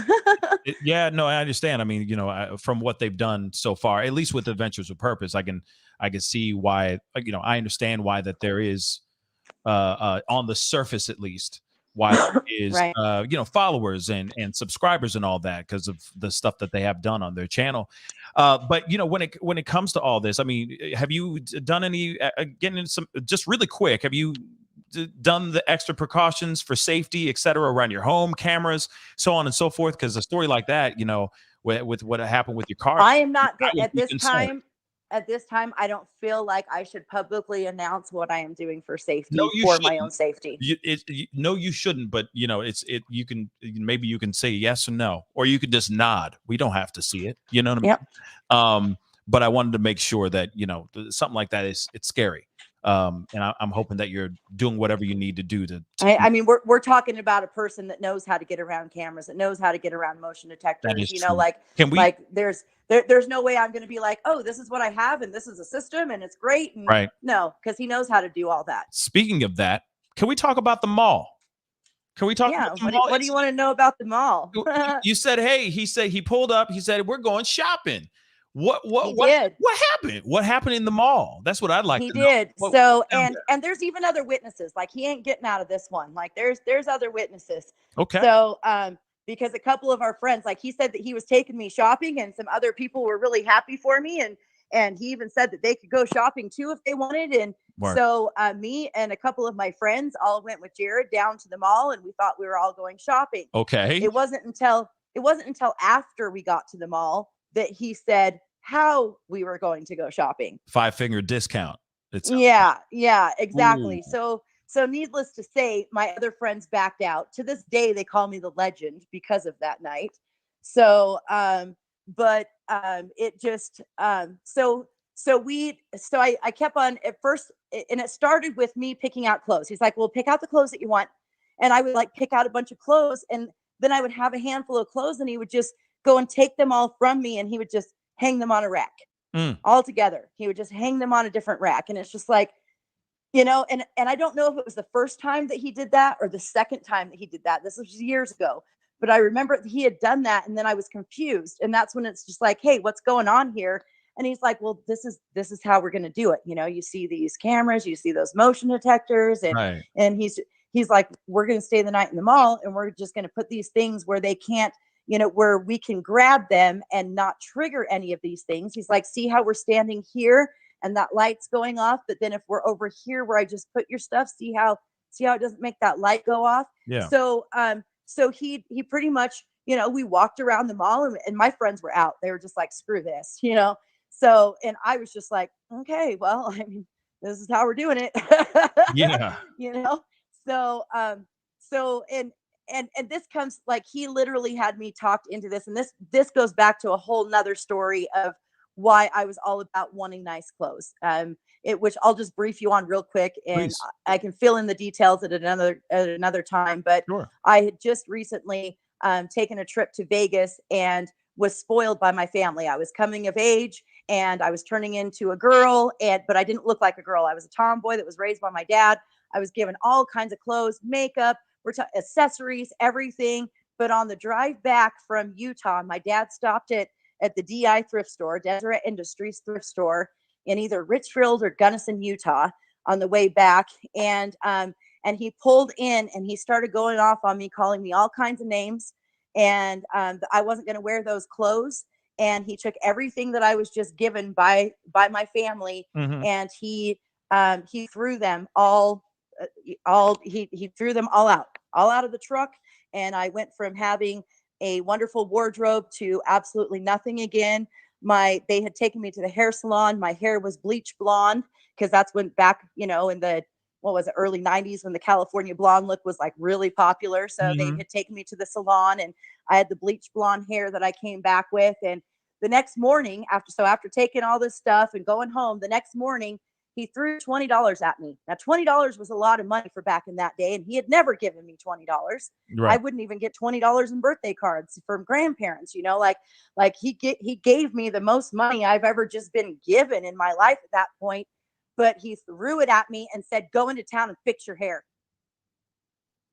So, okay, you're telling a child that is raised by her dad, and we run a camp resort, to go into town and fix my hair. I'm a bit confused. I don't even know where to go to do this. Okay.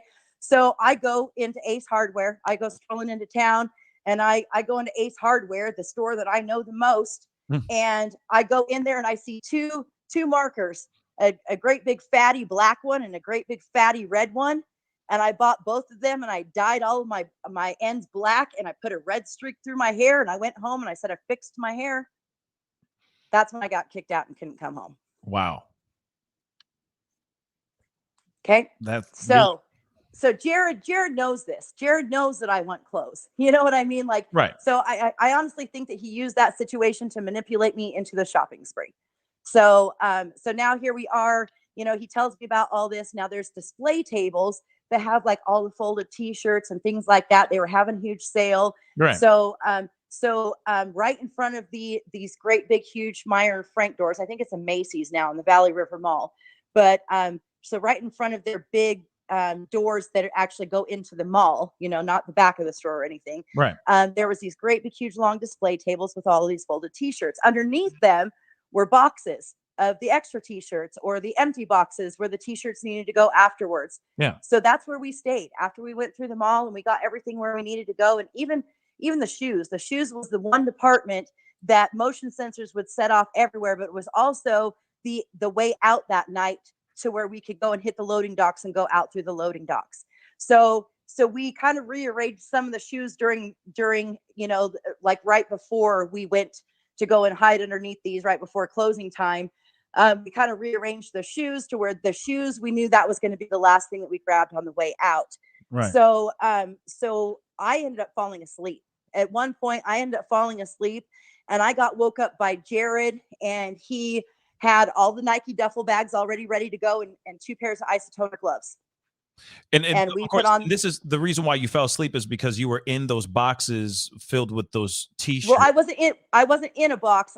We were in between the boxes underneath these long tables. Okay, because some people are wondering what you were talking about, and so just clarifying things. Okay. So now I'm woken up, and he's got all of the Nike duffel bags ready. I'm if I remember correctly, it was 8 of them.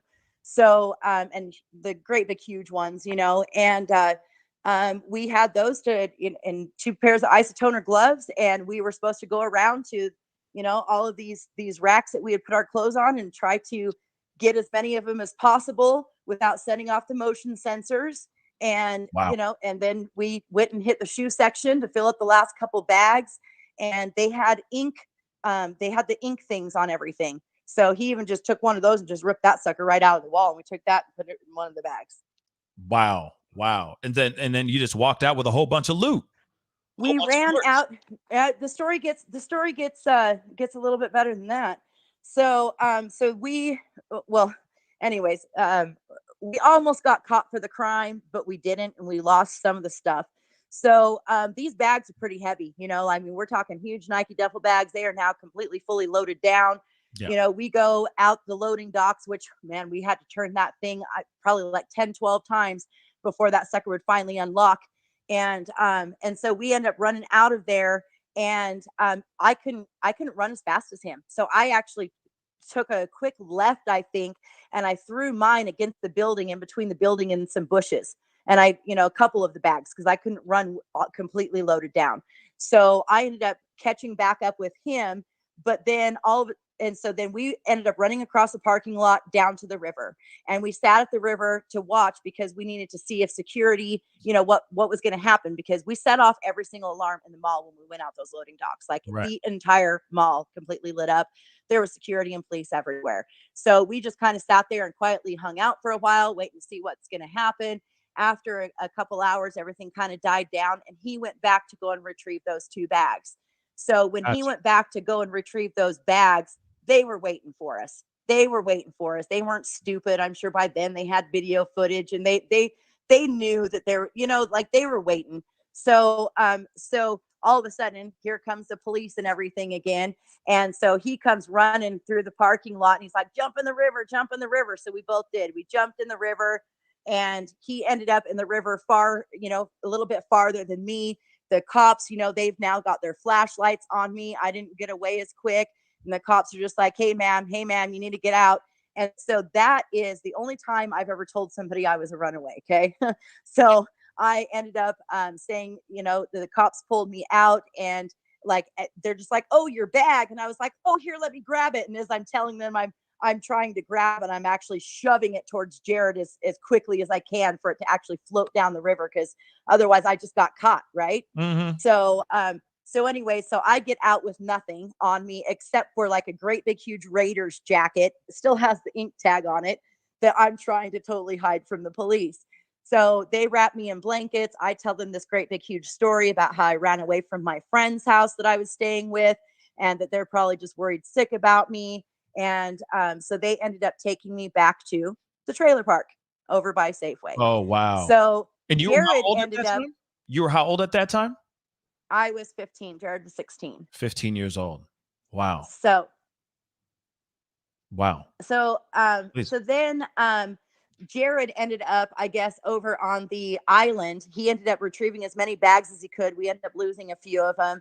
He ended up over on, there's a little island right there in the middle of the river, and he ended up on that for a while, and that's where he hid the bags. And then he swam to the other side of the river and ended up knocking on somebody's door, because at that point, I mean, it's wintertime. We were just in the river. He's got hypothermia. So he goes and knocks on the door, and the ambulance is called. He's actually sent to the hospital, and the next day he shows up in a hospital from the taxi after he got released from the hospital for his hypothermia. And then that's when we made plans to go and retrieve the bags from the island. Wow. What a wild story. And this was 15 years old, right? When you were 15, he was 16. This is Yes. and this is also during the time that all this other stuff was going on as well, with not only the hero, but also with you as well. No, he did this to the hero after that incident. Yeah. He did not have his Volkswagen Beetle at that time. At that time. So that But with so you, but with so you, so he did this after. same thing. It was after for you. I'm talking about you, not. He did not sexually assault me he did not sexually assault me that time or any time after. No. Okay. It was all previous to this. Oh, it was previous to that. Okay. Okay. Yes. That's wild, wild. Um, well, first off, I want to say, because I so much to digest in this conversation, and I appreciate you hopping on at such a last minute type of impromptu conversation, to have this impromptu conversation with me. But are you seeking legal? Are you looking at any to go after him legally in any type of way yourself? We already know about the hero, but what about you? Because we now know about the stories and the. I don't believe that in Utah, like, he was not old enough for me to legally go after him. So I am just pretty much there for support, for a witness if they need me. Because like I said, like this has gone on. He did this before her. He did this after her, and I don't know if it's still going on, but obviously his criminal behavior has not stopped. It has only gotten worse, which makes me fear for the worst. So especially because of a lot of the things that I do know about him that I'm not willing to say right now, because I don't want to out somebody if they're not willing to come forward yet. But there are other people, and it's just absolutely sickening and horrifying. And if you guys are horrified by this, if these other people do end up coming forward, you're going to be even more horrified. Is all I have to say about that right now. So when you say that, because of the time frame and all that, and of course the hero is now making, has charged, and he's looking at some serious time. Let's just be really honest. I mean, from what I'm understanding, what happened to you wasn't too far away from what happened to the hero, time wise. No, it definitely wasn't. I mean, we're talking, within a few years, I guess is when it stopped happening. So what with me? Right. But like I said, like the age and things like that is definitely a factor. And then when you take into account that some of these things didn't happen just in Utah, to where the statute of limitations is already over in Oregon. The statute of limitations is already over in Nevada. Right. The times that I could have possibly went after him in Utah, like he was too young. I was, that, and even if he wasn't, that, it's just, because of the statute of limitations, and especially the 14-year-old rule. Right. I see what you're saying. Now I get it.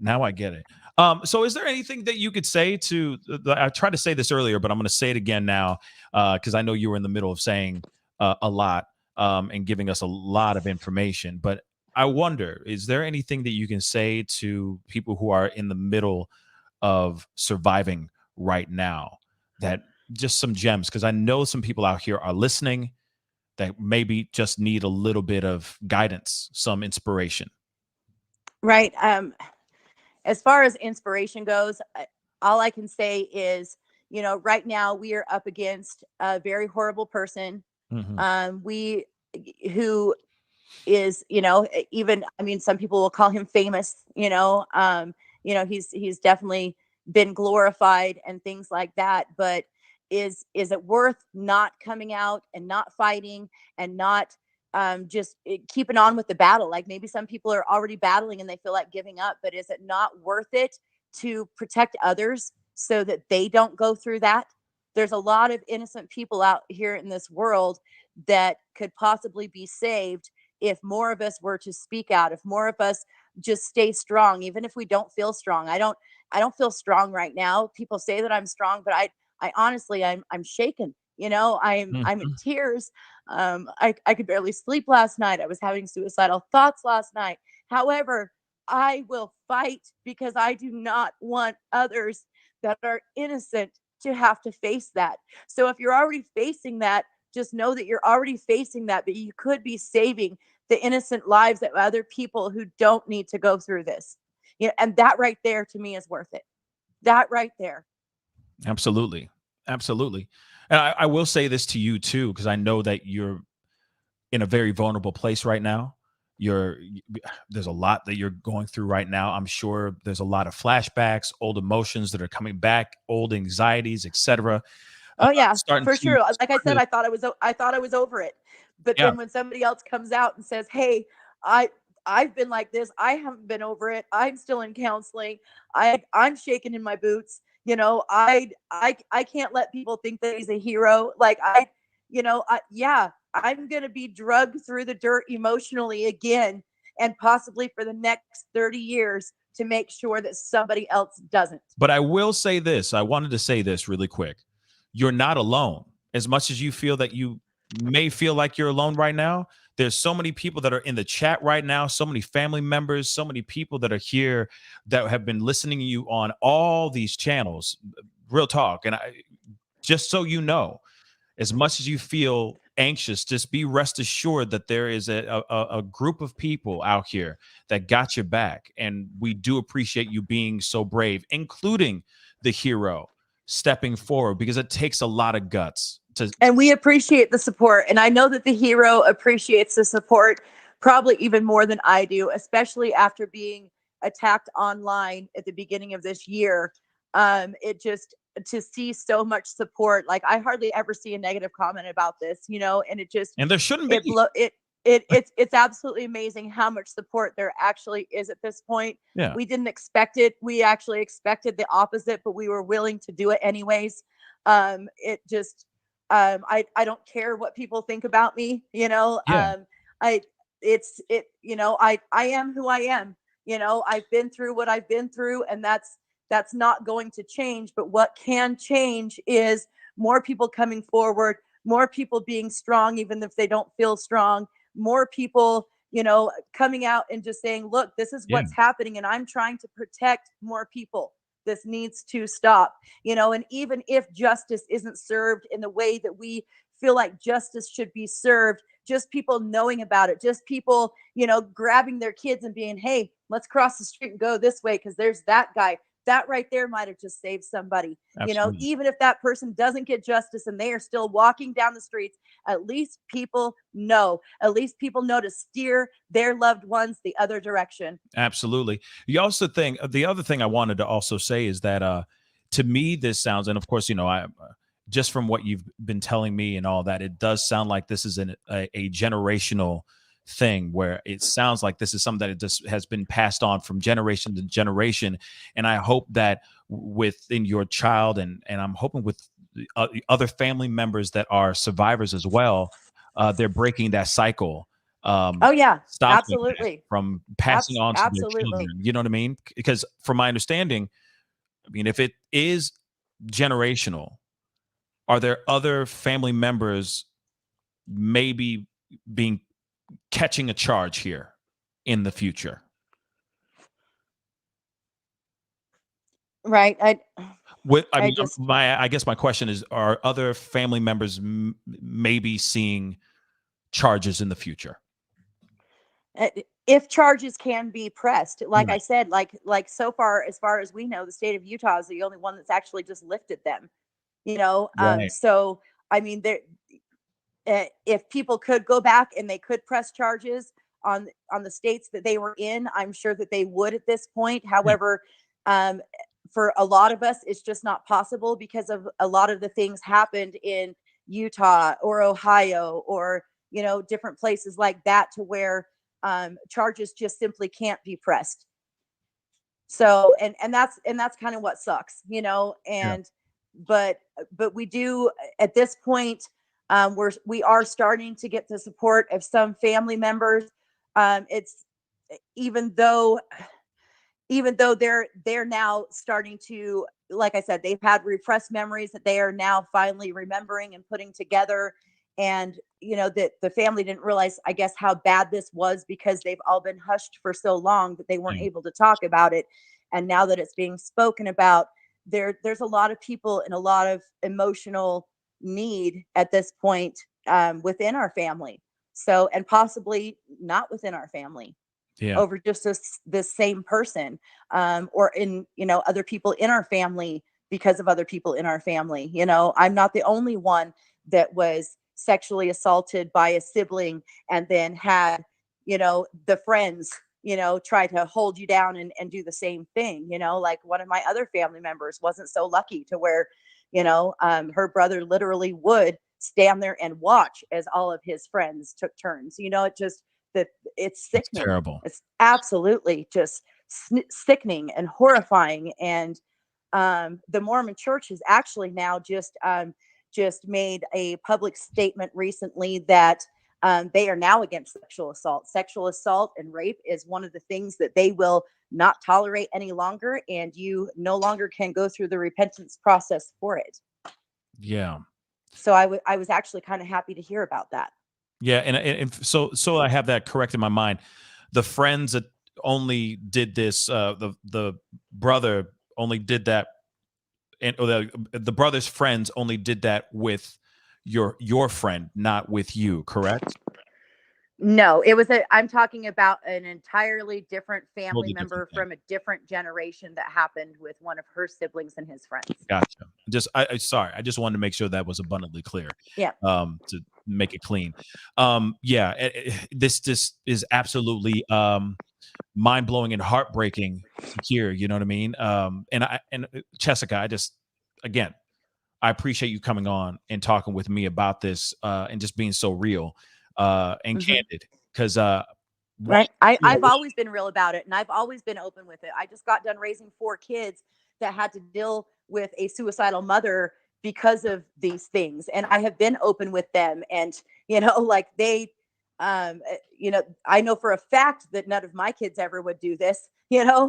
I know for a fact that if any of my kids ever saw this going down, they would pull out their gun and shoot the person on the spot. Oh yeah, it'd be going down for sure. I know for a fact that all of my boys and their girls are sleeping with guns and have guns on them. Like they all have open carry. They are all packing right now. And we are willing to face whatever we need to face right now.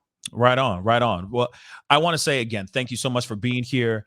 I want to say this too. You're one strong woman for coming out, speaking out, and on behalf of the hero as well, because the hero needs your voice as well.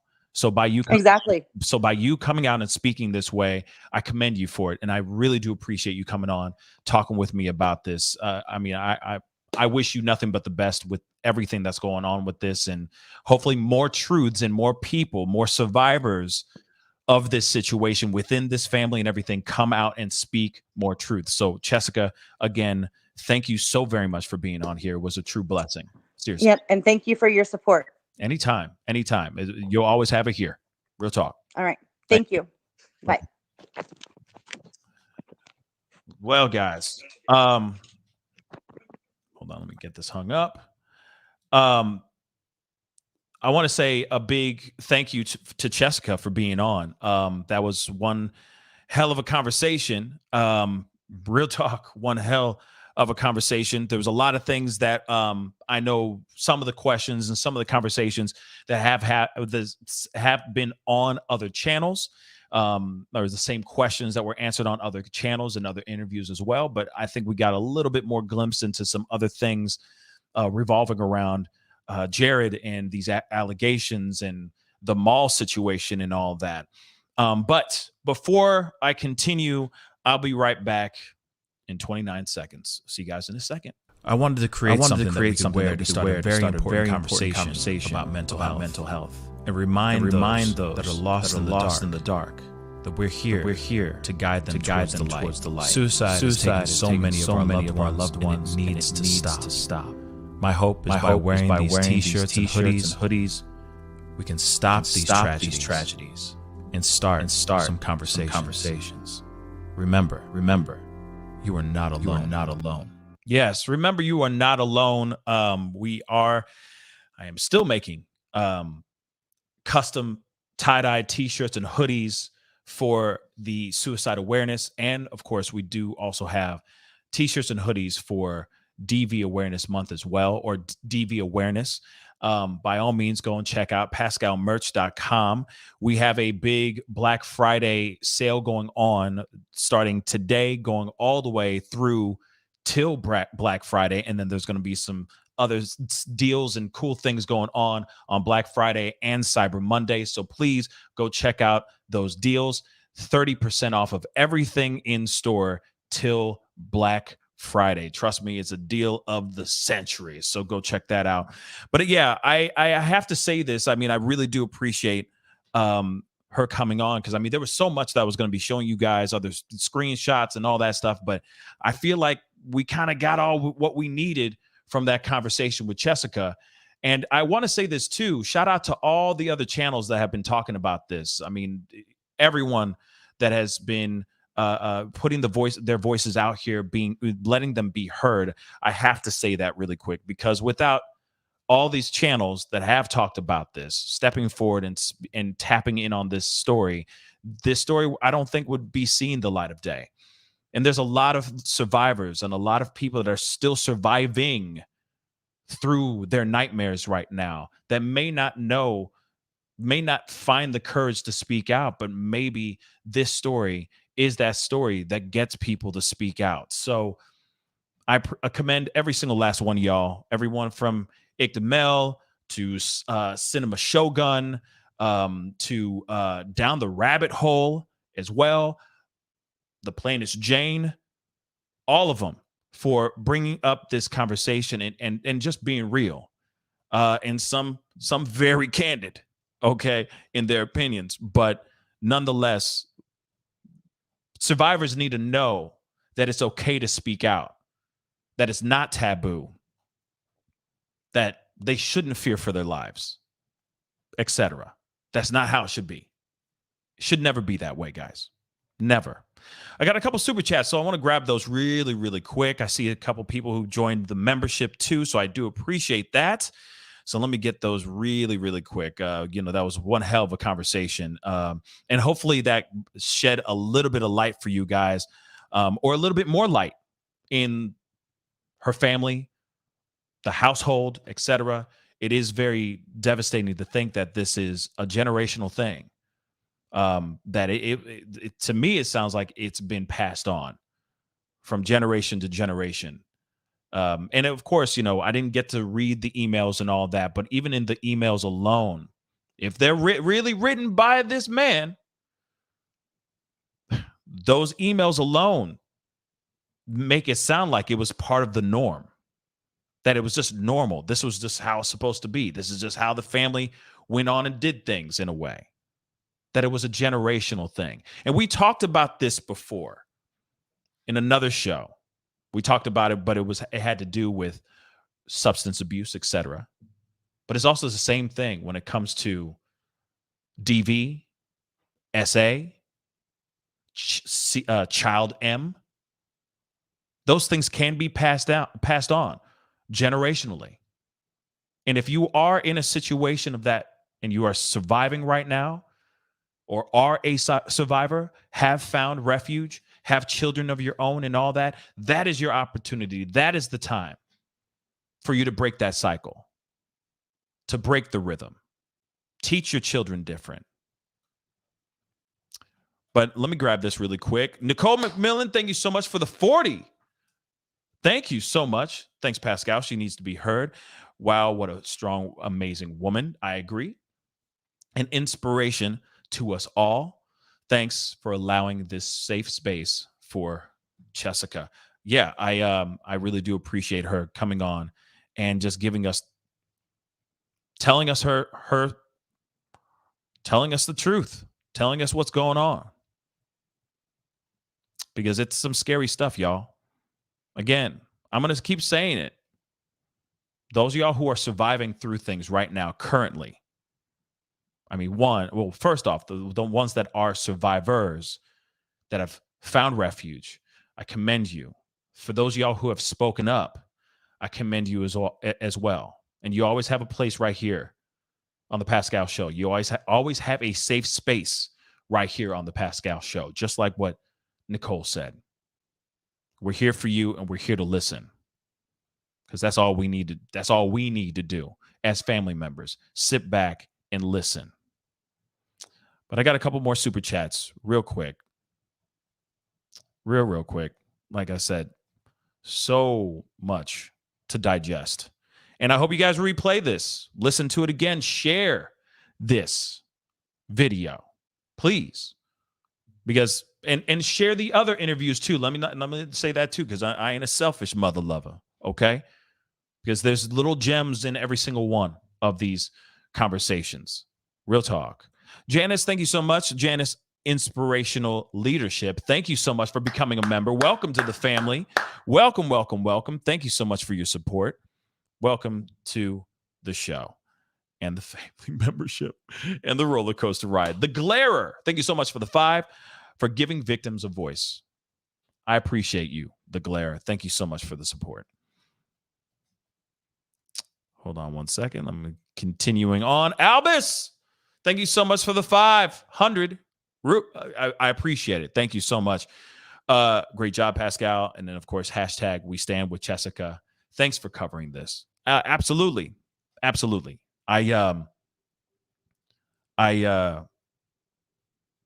was hesitant about it because I know that it's a very sensitive topic. But now, like, once we started doing the show and started talking this out and having this conversation, I am and having Chessica on and all that, I'm very grateful to be able to sit down and chop it up with her. Real talk. That was really, really great. And I'm glad. I don't know how she found my show, but I appreciate her finding my show nonetheless. And guys, do me a favor before we continue and all that, please hit that like button down below. All right. Send it past 1K for me. Let's get it to 1K really quick. It helps with the algorithm. It helps with getting this story out there. I know you guys are wonderful, amazing individuals. So please go hit that like button down below. It doesn't cost a thing. Get it past 1K for me. All right. And for Chessica and for the hero, because this story needs to get out there more. Real talk. It does. I want other people who are dealing with things to feel like they're not alone, to know that they're not alone so that they can speak out too. They need to speak out. And of course, shameless plug. Okay. Hit that subscribe button. All right. Be greatly appreciated. Okay. So I got a couple more. I got a bunch more. So I'm going to get to them real quick, guys. Again, thank you so much for your support. Thank you so much. And again, I have to say this too. Where did it go? It was just right there. Now it disappeared. Dag nabbit. Oh, well. I was just trying to say you are not alone. There it is. There it is. Slim Hauser said, you are not alone. We've been repeating that a lot. Again, you are not alone, guys. Do not forget. Okay, super chats. Thank you guys so much for your support. Real talk. Thank you so much. Hopefully we get Chessica on again. We can talk more. We can talk even more and all that. Berenice Rivas, thank you so much for the 10 super sticker. I really do appreciate it. Thank you so much. Thank you.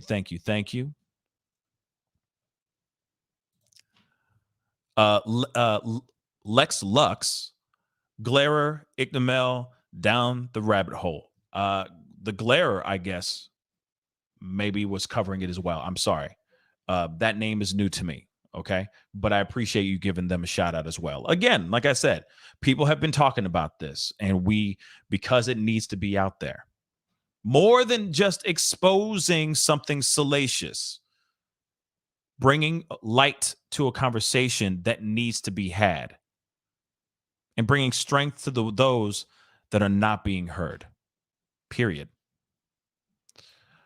Albus, thank you so much for the 400, for the survivors and fighters and all of us. Absolutely. Perfect timing. Exactly. For all the survivors and fighters in all of us. Absolutely. Absolutely dag nabbit.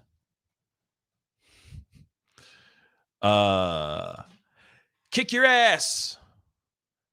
31 YT, thank you so much for becoming a member. Welcome to the family. Thank you so much for your membership. I really do appreciate it. Michelle Woods, thank you so much for the 5. This is proof everyone needs to vote tomorrow more than ever. Yes. It's time to vote. It's time to make our voices heard. All right. Elect the right people into office.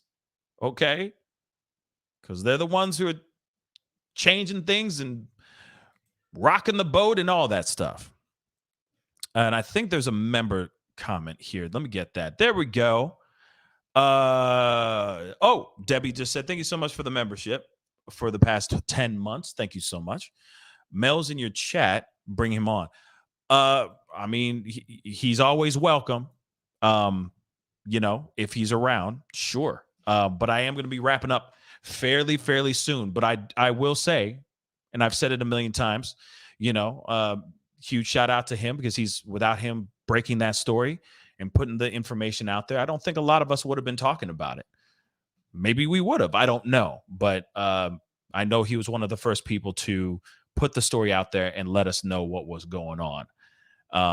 But yes, it's crazy stuff. Crazy stuff indeed. But again, like I said,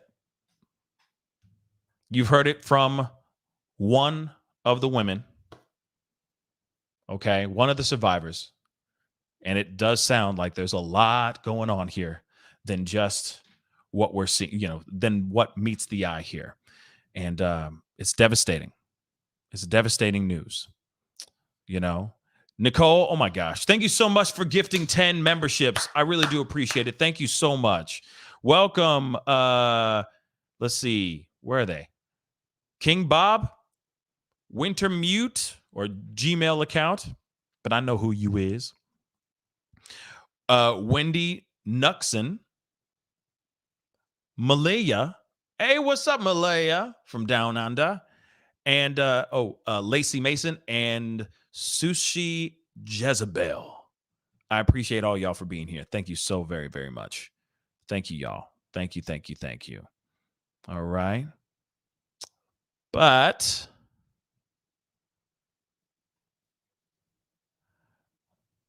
yeah, I mean, if Mel is here, but I don't see him commenting, so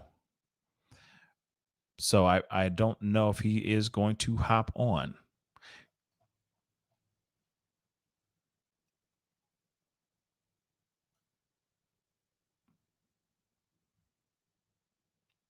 Was he in the chat? I didn't even know he was in the damn chat.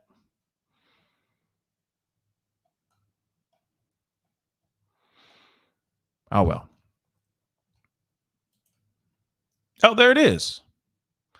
There he is. Where is he at? There you go. Hey, Pascal, appreciate currently picking up my daughter, but maybe in the future we can do something. Great job. Yes, I'm always down for that. I'm always down. Of course. Be great to have you on, man, and chop it up. I like collabs, so we should collab sometime whenever you get time. No pressure.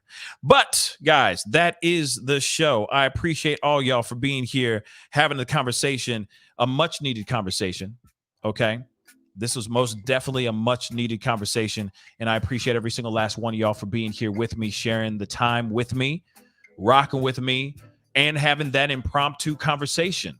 That was a big surprise to me. Didn't expect to have Chessica on here, but it was a blessing nonetheless. We need to have these conversations.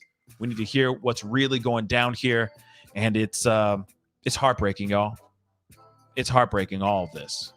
Again, very, very heartbreaking. But guys, I don't see you guys doing it, so I'm going to ask you guys again, please hit that like button down below. Send it past 1K real quick. Just do it. You know what I'm saying? Just hit the like button. Send it past 1K. You know what I mean? I'm not asking for much. You know? I'm not asking for much. Okay? And I would really appreciate that again. So that maybe, again, I'm going to say it, the reason why it's so important, I'm going to kill the music. I'm going to kill this music. Okay? The reason why it's so important, okay, is because this story needs to get out there. The conversation needs to get out there. Okay? This interview is bigger than just you and me. All 1,100 people in the chat right now. Okay? All over. All on the Facebooks and the Twitches and the Twitters and all that stuff. Okay? Please share this. All right? Get it out there. You know, we might be saving somebody's life. I know that sounds cheesy, but hey, I don't care. We need to save people's lives. So hit that like button down below. Send it past 1K if you appreciated the conversation and you appreciated the info. That would really, really mean a lot to me. Okay? Yeah. Again, I will say this though. There is a lot that's been said, and we're still trying to find out everything. We've heard from one of the people who have stepped out and said, I as well. All right. And I have to use these code words, unfortunately. And it takes a lot of balls. And it takes a lot of guts to step out and say those things. The hero, as Chessica named them, has a lot of guts to step forward as well, because it can be a very scary and lonely experience. So I'm hoping that the hero and also Chessica watches this show, watches this interview,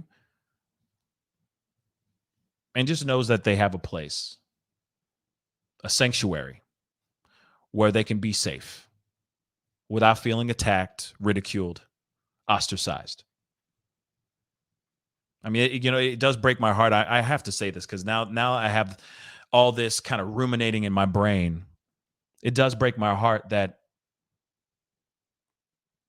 a sibling was going through so much and she still was ostracized and threatened because of the devastatingly horrendous things that she dealt with.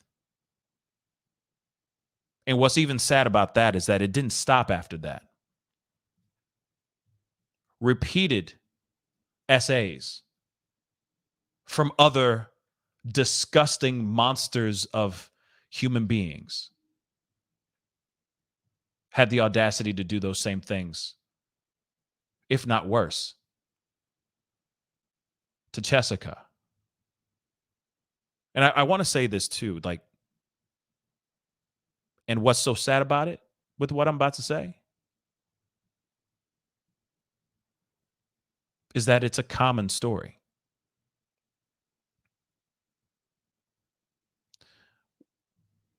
Or actually, it's a story that is common, but we don't hear about it very often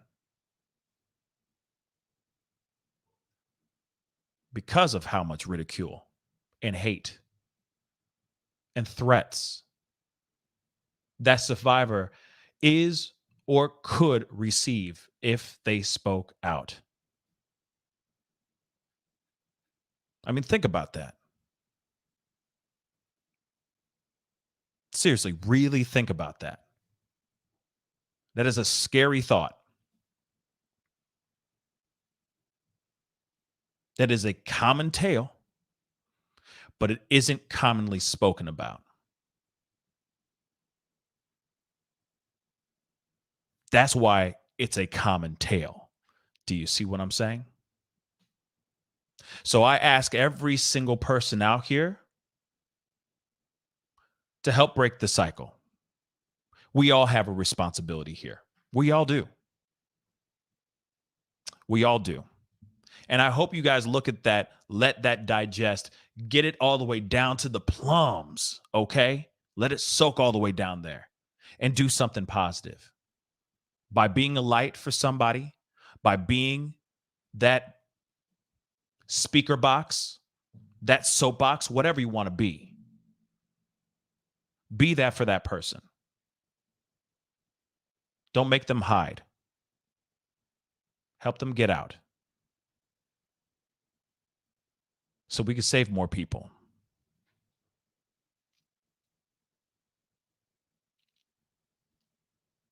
Let me say that again.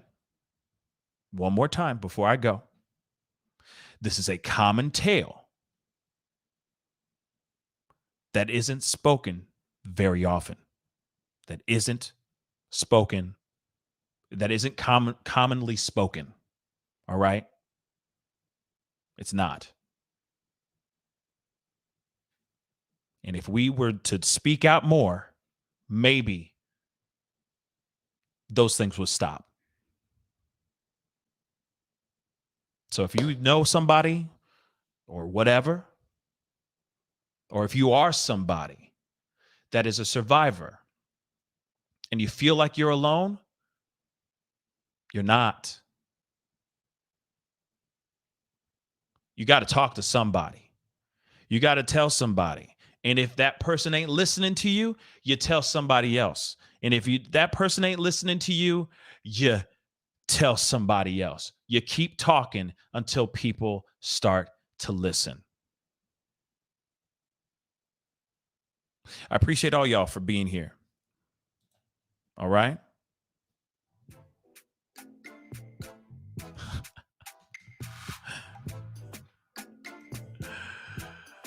Well, I'm sorry for you, man. I'm really sorry for you if I made no sense. Then that message wasn't meant for you. Sorry. Anyway, guys, I appreciate all y'all for being here, having a conversation with me and all that. Thank you so much for being here and chopping it up with me. Be sure to continue to hit that like button. Keep sharing this feed and all that. Again, yeah, like I said, if you don't get it, then I can't help you there. Rewind it, listen to it again, and let it sink in. Hopefully it makes sense for you. And if it doesn't, then I say Godspeed. Good luck. That's all I can say. Anyway, guys, it is time to get going. Be that light, everybody. Be that light. Be good to yourselves. Be good to one another. And I'll see you guys very soon. This is the Pascal Show. Bye.